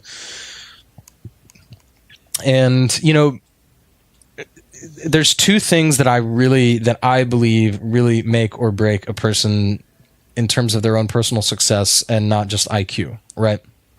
And that is, those two things are, free will, which predicates focusing the mind and rational thought. So focusing the mind and rational thought. I will take somebody who focuses their mind and to the best of their ability, thinks rationally, employs reason. I will take that person over a high IQ person who doesn't do that 10 times over. Absolutely. And the reason is because like a person who thinks rationally is a person who's going to have a moral code, which will make me glad that they're my neighbor, right? So like another argument that I was sort of pondering about this is, the whole idea around like the fact that just because you're high IQ doesn't mean you also have like a solid code of morality, right? Like that right from wrong. Yeah. Just because you're high IQ doesn't mean that you know right from wrong. Absolutely. So like I'm sure Karl Marx was a high IQ person. I would be shocked to learn that he wasn't, but let's assume that he was. Well, I mean, here's somebody who's an high IQ person, and look at the damage that they did. Yeah. Right. So like you can be a high IQ person and then actually do a lot more damage as a result of that if you do not have your morality sorted, right? So I will take somebody with free will and morality, and therefore focusing the mind and rational thinking over necessarily high IQ person any day of the week. Yeah, I would add to that. As you've been talking, I'm thinking of a few people I know in my life. Right, they are these three people, two girls and one guy. They are all in Mensa, all of them. Right, so they are official geniuses. Right, they're blessed by the system as geniuses, and man, they are really freaking dumb about a lot of things. And two of these three are not just dumb, they're absolutely fucking worthless. I mean, they're friends of mine, so like I don't want to talk too much trash about them, right? But they're worthless. They don't work. They don't work. Yeah, man. This is again, this is what I'm talking about. It's like, yeah, you can be really smart and you can also be a lazy bastard. Yeah. So it's like this whole concept of IQ it just negates all concept of values and virtues. It irks me too, man. Yeah. So like, here's a great example. Here's a good way to put this. So, I worked for a long time in San Francisco for software companies, and I was in sales for these companies. And salespeople make a lot of money. And salespeople are also not generally the kind of people who are, quote, high IQ enough to go into engineering, right? I would bet that if you took somebody who's been in the software industry in the same location for 10 years, you took like a person that's been in software sales for 10 years and a person who's been in software engineering for 10 years. So sort of like, the same peer group, if you will. IQ tested them. I would be shocked if the majority of the time the engineer was not higher, right? But yet I can guarantee you that the salesperson is making way more money. Salespeople make a lot of money. And the reason they're making a lot of money is because they're providing a lot of value to their employer. Right. And the way that they're doing that is nothing to do with IQ. It's everything to do with their virtues. The virtues of a salesperson are things like patience, persistence, productivity, all these sorts of things. Yeah. And like it goes back to this whole premise that we have been discussing. IQs are the best predeterminant of success or the best predictor of success. Well, what the hell does success mean, right? Does it mean making a lot of money? Does it mean being happy? I mean, like, I would agree with your premise that probably salespeople are slightly lower in IQ than engineers, right? Who are the more successful people here? By the metric of capitalism, the salespeople make more money than the engineering people, right? Do they live a more fulfilling existence? Again, this success term means nothing, right? Yeah. And this is a great example. I mean, I went into sales because I didn't think I was mentally capable of doing the technical side, even though I always wanted to. Just throughout college and things I was told by influential people in my life. I thought, I need to go into sales. I'm not really cut out for engineering, and also I wanted to become wealthy as well. Yeah. So I went into sales and I hated it. Yeah. I was okay at it. I could have done a lot better had I really tried a lot harder. You're counter signaling yourself, man. I am on the left coast right now. Luke and I knew each other. What's that? Well, we knew each other very well back in those days. Just to make a long story short, and you were pretty damn good at it. I'm just gonna say you were pretty damn good. All right, at well, it. okay, Yeah. but it's fair that I could have been a lot better. Yeah, perhaps. But now I'm on the technical side, so I did actually end up learning engineering, and now I'm on the technical side of it. And I just did that through my own hard work, and I'm way happier, but I also make a lot less money. I'd be making twice as much money if I were, and in fact, I literally was the job before this making twice as much money as I'm making right now.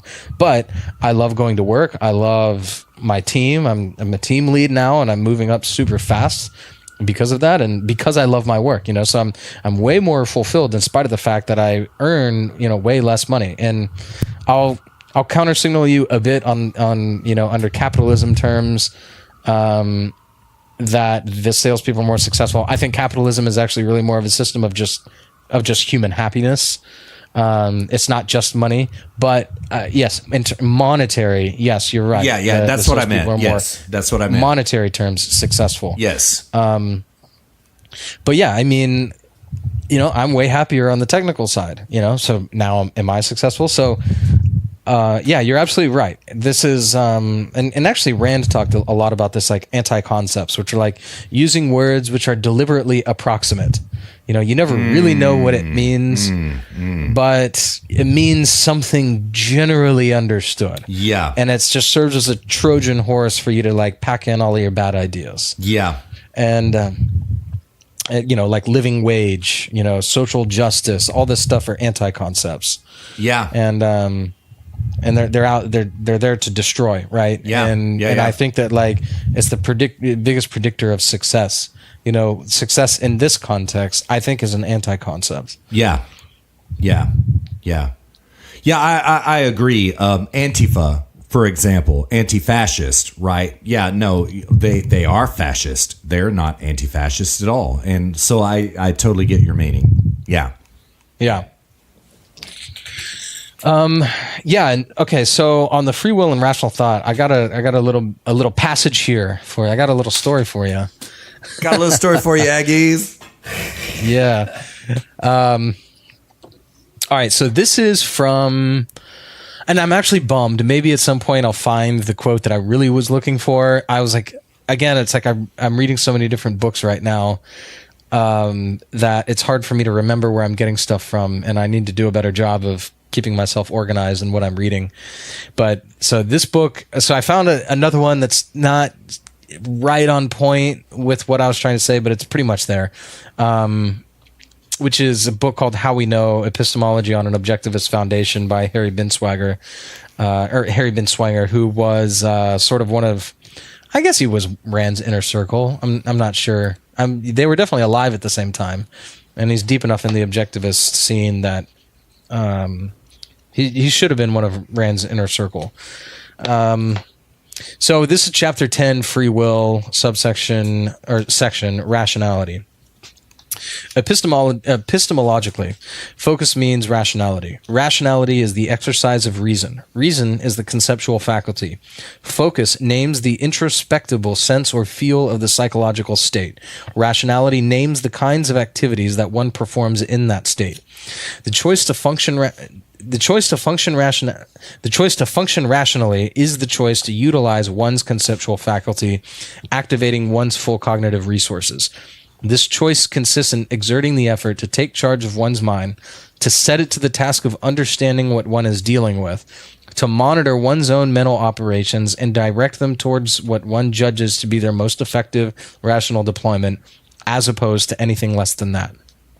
So what he's saying here is that it's obviously predicated on free will, that it's a choice, that your ability to function as a human being, ability to function in this world, to function in the workplace, to gain and keep your values, is the application of the mind. That's what it is. That's what we're talking about in whatever you're capable of, right? So,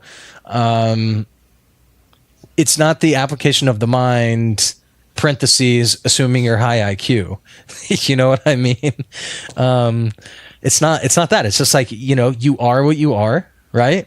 And however successful you're going to be is really much more dependent on how much you're willing to engage your mind in your work, and focus and think and figure stuff out. Again, sort of going back to this conversation we were having earlier about like workplaces and like salespeople versus engineers. I'll take I'm from Texas originally, and I'll take a guy that, maybe he's not the highest IQ, say he's like mid-range IQ, that like owns a barbecue restaurant, right? All he's done for 30 years is cook barbecue, and he cooks the best damn barbecue, the best brisket you've ever had in your entire life, right? He probably would maybe test pretty low on, an IQ test maybe, right? But I mean, I'm not necessarily saying all people who own barbecue restaurants will. I'm just saying like this guy in particular, this fictional character, right? He would. Yeah, I would like that's great. Like he focused his mind, he was productive, he figured out his craft, he provides a lot of value to his customers. He has a strong moral code, so he does his customers right. He takes care of his place. He doesn't steal. You don't need to be high IQ to do any of that. Does that make sense? Absolutely. I mean, that's exactly why you do this show with this low IQ pimp right over here, man. I mean, yeah, I totally get it. I totally get it, man. Yeah. And, a couple of reactions to it, man. I mean, first of all, like Jimi Hendrix, all right? I know you don't love Jimi Hendrix. I do love Jimi Hendrix, right? But like, there is no way that Jimi Hendrix would score very well on an IQ test, as I've mentioned before. Actually, no, not to you, but to other people in the past. As far as I know, there were two things that Jimi Hendrix could write, and that was Jimmy and Hendrix. And nonetheless, Jimi Hendrix changed the way he changed rock and roll music, and he changed the way that the guitar is played entirely. And is this a function of IQ? It certainly is not. Perhaps it is a function of the imagination. One of these values that Einstein extolled, the imagination. All right. The other reaction I would have, Luke, is that like, it always pisses me off, these IQ acolytes, Stefan, Jordan Peterson, alt-right, many more numerous than those three.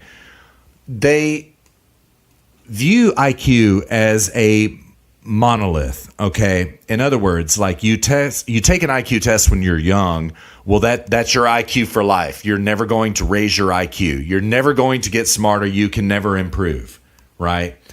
Well, I mean, anecdotally speaking, I really honestly feel that my IQ really began to engage itself when I turned about 27, maybe 28, right? When I really began to apply my mind, right? And I believe that I probably raised 10 or 20 IQ points. Again, I've not tested my IQ. That metric is useless to me. but I can honestly feel my brain thinking more than I could when I was in college at A&M, man. I mean, to be perfectly frank, yeah, much more. So that's all I got. Yeah, that's all I got. Yeah, absolutely, man. Yeah, it's all anecdotal, but like, when I understand that, like, when you're measuring large statistics over populations, over times, right? I understand that averages become important. I understand this, right? I just do not believe that averages are ever monolithic, and I do not believe for a moment that averages cannot change as, I mean, you alluded to earlier, which Thomas Sowell proved. I mean, what he stated and proved was that the IQ of the Polish raised 20 points within one generation. Or was it two generations? It was two generations. It was two generations, but yeah. Yeah, nonetheless, that's incredible. 20 points on an IQ test is a huge change. So, yeah. Yeah, and here's another point that I wanted to make. What are you going to do with these averages and generalizations anyway? Right. People are always going to vary in degrees of success. People are always going to make smart decisions and dumb decisions. Again, I know a lot of salespeople that are really highly successful. What is the purpose of this? I can, in the alt-rights cases, in the alt-rights case explicitly, it's the purpose is to do something, political, and the purpose of a political system isn't to generalize based upon groups, at least not in this respect. If we're talking about like countries we're at war with and so on, then that's different. But, these like race-based value judgments, whatever the metric is, again, going back to our very beginning of the show conversation about collectivism, like this is nothing more than another form of collectivism, which is the idea of the primacy of the group over the individual. Absolutely. And it's just nothing more than that. And the IQ in this case just serves as a philosophical rationalization. As a rationalization. Yes. Yeah. So, I read what my favorite quote on what philosophical rationalization is, and I should say like rationalization with the capital R, right? Is a string of logically connected abstracts that are not grounded in reality. So it's like a string of ideas that never really actually ground in reality. So a good example of this would be, like, let's say you're dating a girl, you have a girlfriend and, she's like, oh my God, he didn't call me. I mean, everybody knows this, right? It's like, oh my God, he didn't call me. Why didn't he call me? Oh, he must be mad. Why would he be mad? Blah, blah, blah. Well, yesterday I said this and then blah, blah, blah. I mean, everything that she's saying is not necessarily wrong. It's actually all logically connected, right? Otherwise, she wouldn't be making the connections. It's all logically connected, but it's also not at all grounded in the reality of the situation, which is maybe his phone's dead. You know what I mean?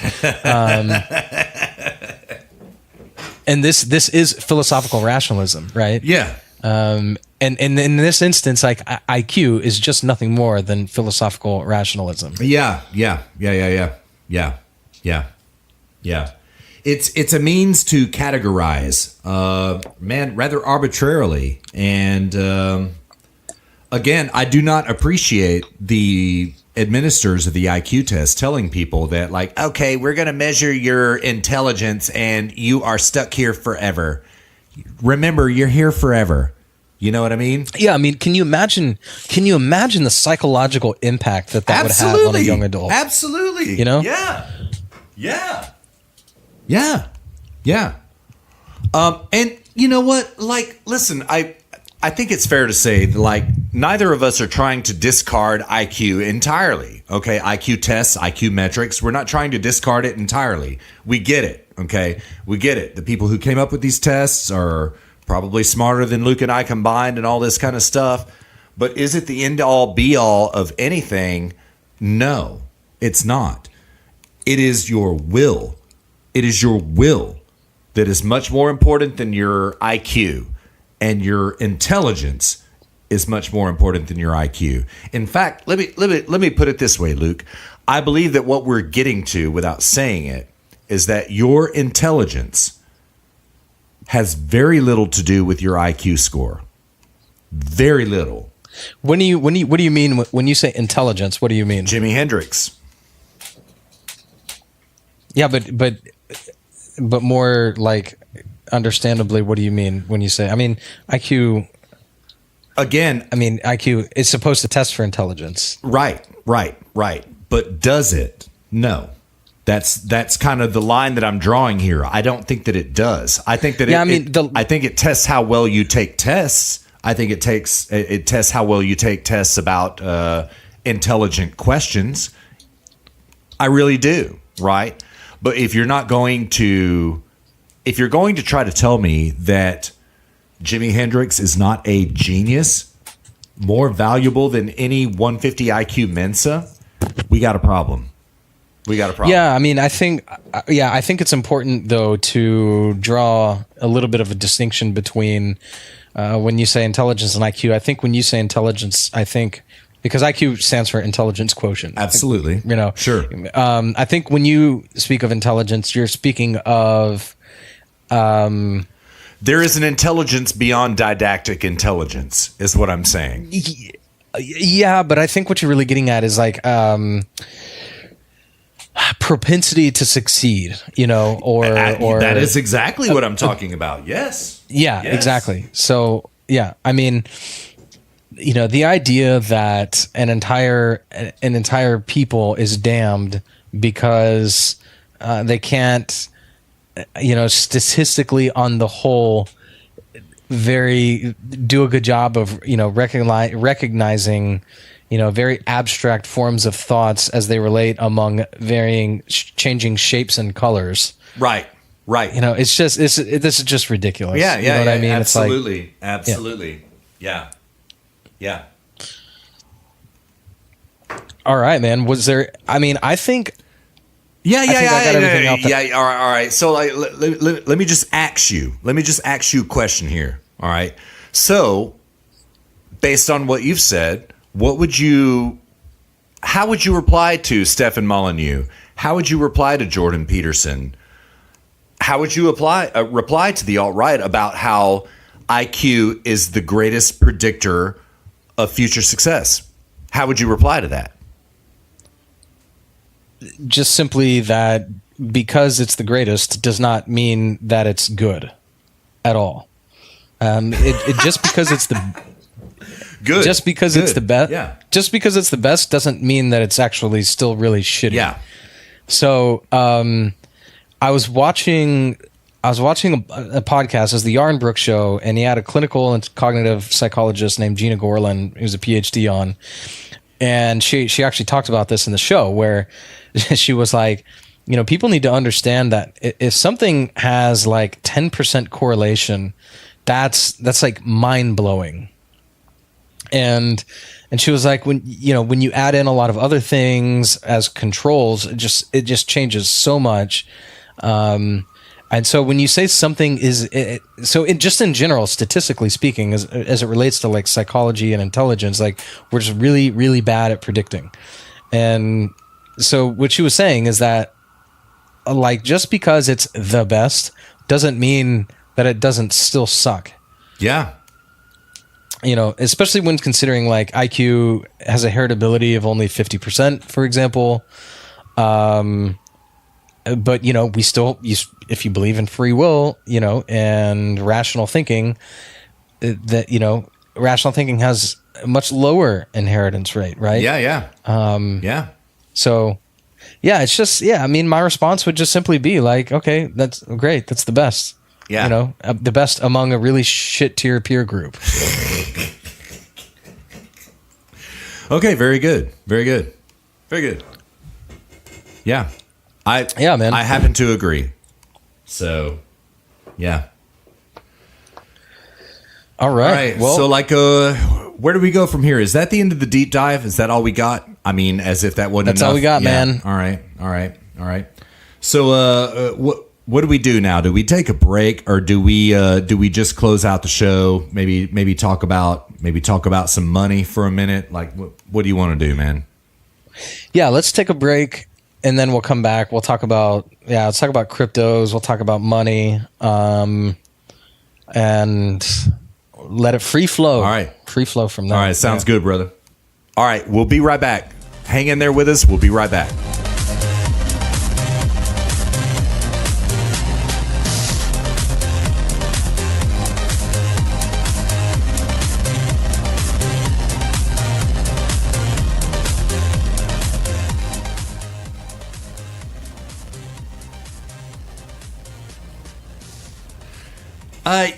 The shallow dive really kind of is that's kind of shit tier. For now, let's just call it the highlights, the week in review. We just kind of like go over things that have happened that matter to your life. I mean, and we curate this section. We just don't cover all the highlights of what happened in the week. We are very selective about what it is we want to talk about, and so like yeah, the highlights. Highlights is good. It's highlights. Yeah. But here we are. Yeah. This show will change over time. And, here we are at the end where we just kind of like shit post about how to make your life better, really is what we're talking about right now and wrapping up the show, I would guess. Something like that. Yeah. Yeah. So, I mean, ladies and germs, you have to understand, we have so many topics to talk about. We didn't get through 25% of our show prep for today, and we're already at like 2 hours plus. So, like, Luca, what's our final topic? What's the final solution? What's our last thing that we're going to talk about? Yeah. So this last segment will really be, sort of how to make your life better. The reason that we wanted to do this is because we don't want to end the show on, super controversial stuff. We want to end the show high energy. Politics plays a role, but, we want to end the show on more opportunistic, high energy sort of thinking. Yes. Right? So there will be a couple of recurring themes in the final segment. One of them will be covering cryptos because, becoming wealthy, investing your money, protecting yourself, all of these things. Cryptos is one of them. Maybe at some point we could get into commodities as I get my gold money account coming here soon. Yeah, we may even need to do a deep dive on gold money, man. I mean, in all seriousness, we might, But yeah, dude, I'm actually approved. Oh, now. you're I can start kidding. buying metals. Oh, wow, man. Yeah, congratulations. I can start buying metals to them, but I'm not going to until I can apply for my actual gold money card. Which you have to go through the vetting process. But we'll anyways. So the final said there will be some recurring themes. Maybe we could get into commodities at some point, precious metals. But Russ is really good with cryptos. I would like to think that I am. I sort of know some of the underlying, ideologies and philosophies behind cryptos, and I can speak more to that. But really, this isn't really about the viability and the legitimacy of cryptos as much as it is just what's going on in the crypto markets right now. Yeah. So that will be one recurring theme. I mean, just as we come upon things, we'll talk about other ways to. If it's not, look, I'm not a financial representative or anything, right? Yeah, so we don't give trading advice. We don't give trading advice. And I'm not going to talk about diversifying your portfolio because I'm not qualified to do that. But I have done a lot of reading on, I live outside the United States, for example. I'm applying for dual citizenship. I have to think about the fact that how do my taxes work? Can I open what country can I open a business in? Can I, by virtue of the fact that I live outside the United States, open a business in, for example, the Cayman Islands and avoid taxes? What are the implications of that? I have done a lot of research on this kind of stuff. So, in due course, as we do, as time goes on, we can talk about this stuff. But right now, Russ, do you want to just jump right into crypto? Yeah, man. There has been a lot of action in the crypto market in the last 24 hours. According to Zero Hedge, maybe we'll put this in the show prep, maybe we won't. But it seems that what has happened is that According to the Wall Street Journal, there are some major exchanges in cryptocurrencies that have been subpoenaed as to ask for what their bottom line is of what they have sold, okay, and what the value of those sales are. These 4 cryptocurrency exchanges are Bitstamp, Coinbase, iBit, and Kraken.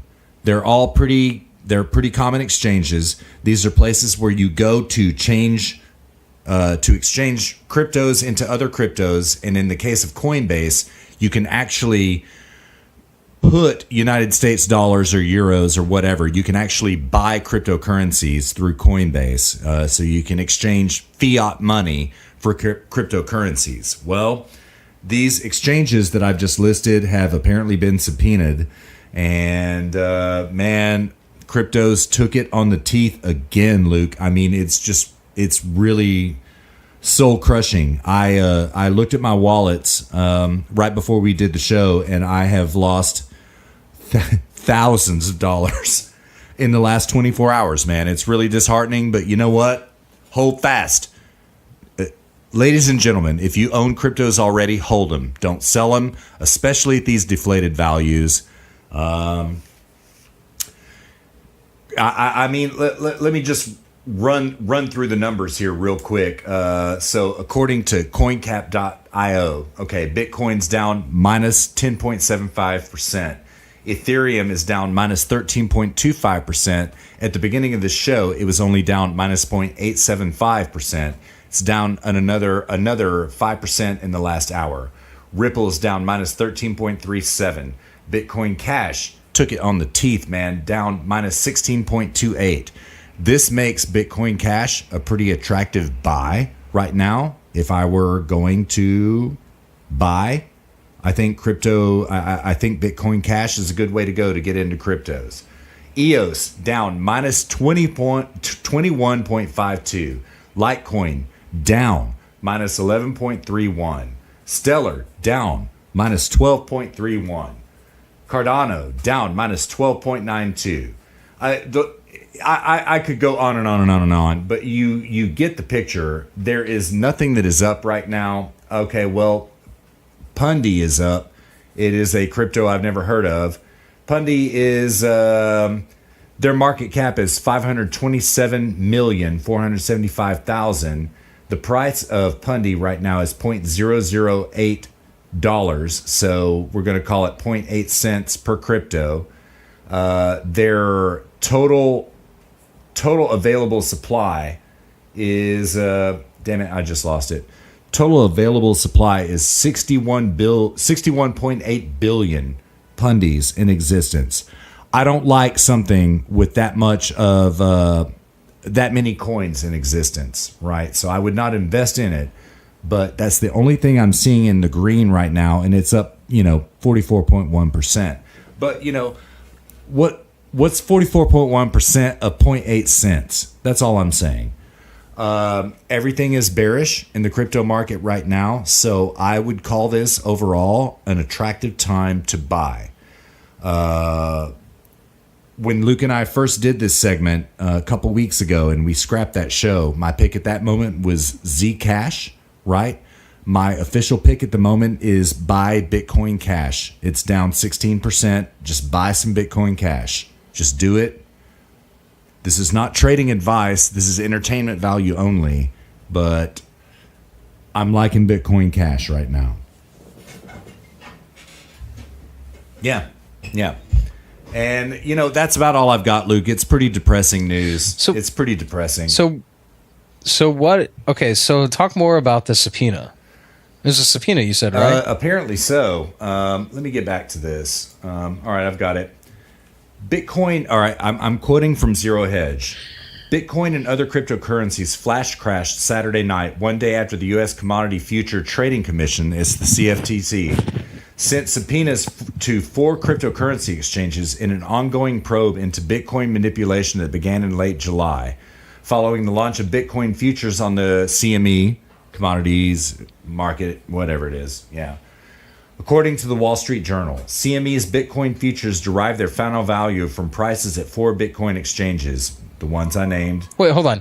So the Bitcoin futures. What did you say this was? Yeah. What is it called? Yeah. The CME brought in a derivatives trading platform against cryptos, or for cryptos, in July of last year. Well, actually, I think it was like August, September of last year.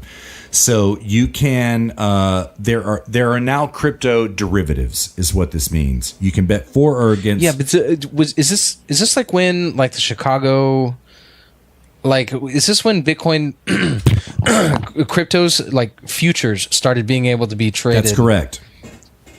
That's correct. Oh my God! So it's like, okay, so like the stock market is like, oh yeah, okay, cool. Now like we're gonna include you in what we do. Yes. Which has only led now to an investigation, and it's like crashed. That's the wall. exactly correct. That's exactly correct. But of course. Yeah. But of course. Yeah. So Thank you, regulators. Yeah, exactly right, man. So like literally what's going on, what this means is that you can trade paper against cryptos. And I knew that this was a bad thing when it happened. A lot of people lauded it as the next step for cryptocurrency legitimization. But it was not.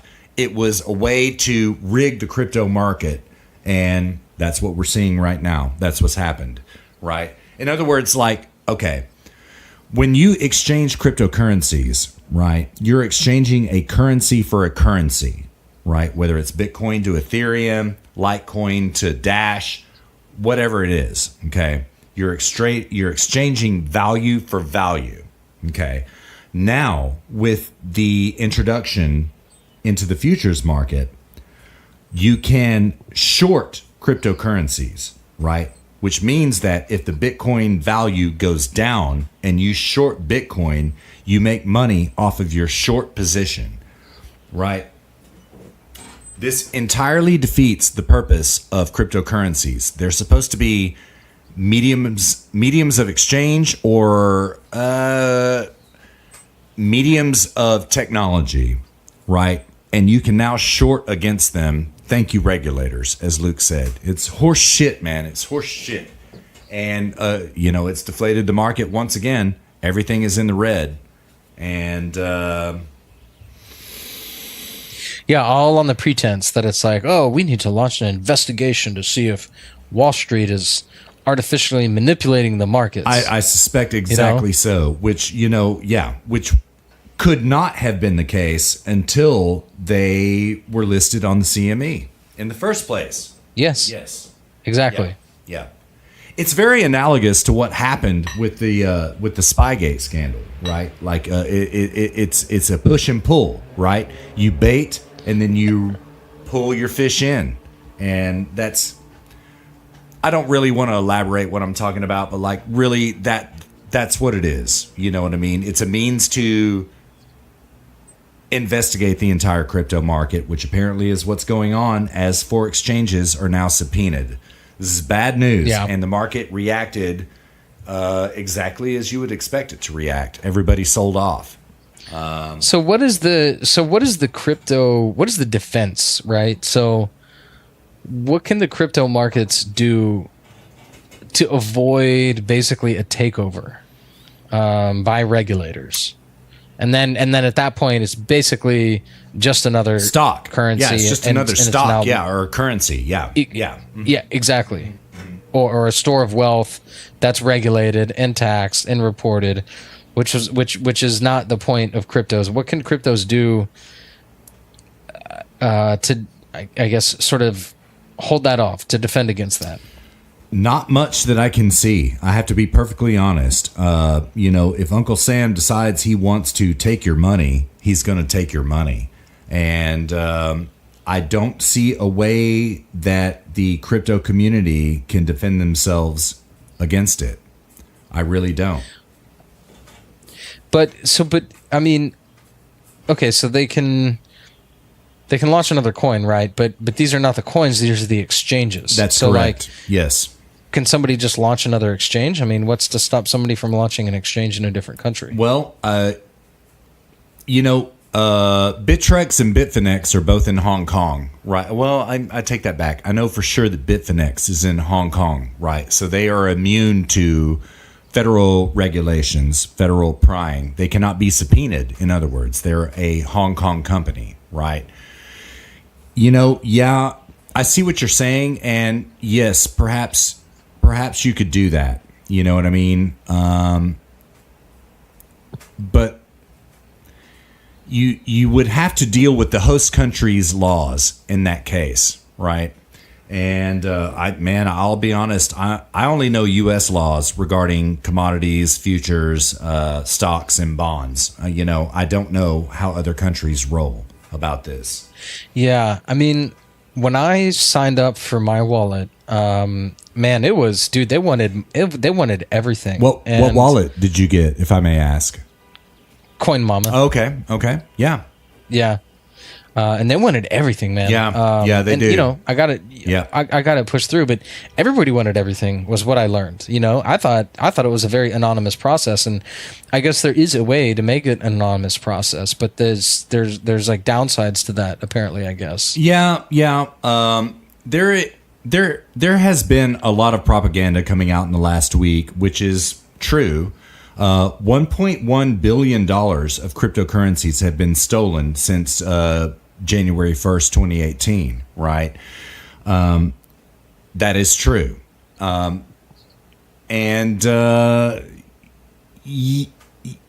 but like, and I'm not counter signaling you. I have some money in a Coin Mama wallet as well, right? But it does strip your anonymity away. In the very beginning. So it's a security measure. Well, I mean, that's what they want to tell you, but like, is it really? No, it's not. No, it's a surveillance measure.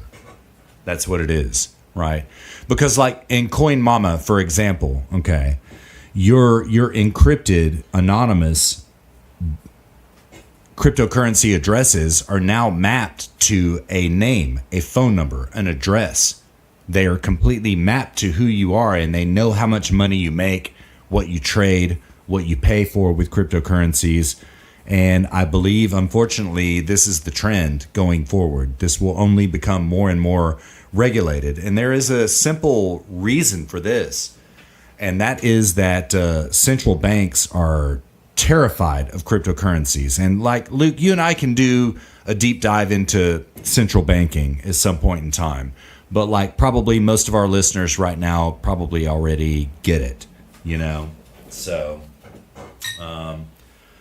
but like keep the little man down, keep the big man afloat, and that seems to be what's going on right now, Meanwhile, what I would say is that this is such a deflationary market at the moment. Buy. Exchange your fiat currency for cryptocurrency. And we'll get into some other time about ways to do that, but do not, ladies and gentlemen, use Coinbase to do it. Do something else. Yeah. All right, fair enough. Yeah. That's a great crypto update, man. Yeah, that's about all I got, man. It's really depressing, man. I mean, I would love to be bullish. I am bullish, but like right now we're in a deflationary event, and it's like I said, I've lost thousands, and I'm pretty upset about it. So, yeah, some other time, man. Some other time when I'm chippier. So, yeah. Yeah. Man, Luke, I think we got a pretty good show, man. I think we're at what? We're like at 2.5. Is that where we're at right now? Maybe 220, something like that. Yeah. Oh no, we're at 3. Oh, we're at 3. Oh All right. Yeah. All right. Well, let's get on up out of here, man. All right, man. All right. So we are going to record another show. We have another show we're going to start doing called The Rundown. The Rundown. We are recording it on Thursday morning my time. I live in Europe. So I should be able to edit that and have it up by Thursday night. Definitely by Friday at some point. I'll have that up. So that show is much more about... it's not really the, sort of just talking about politics and philosophy and things like this. It's more talking about internet culture, the things that's going on in the internet, meme wars that are happening. It's basically for, what internet culture would call the normies. Yes, this is for the normies. Yes. Yeah. This is for the normies. Yeah. So basically, you can't stomach listening to a 2-hour long alt-right podcast. Well, we'll stomach that for you.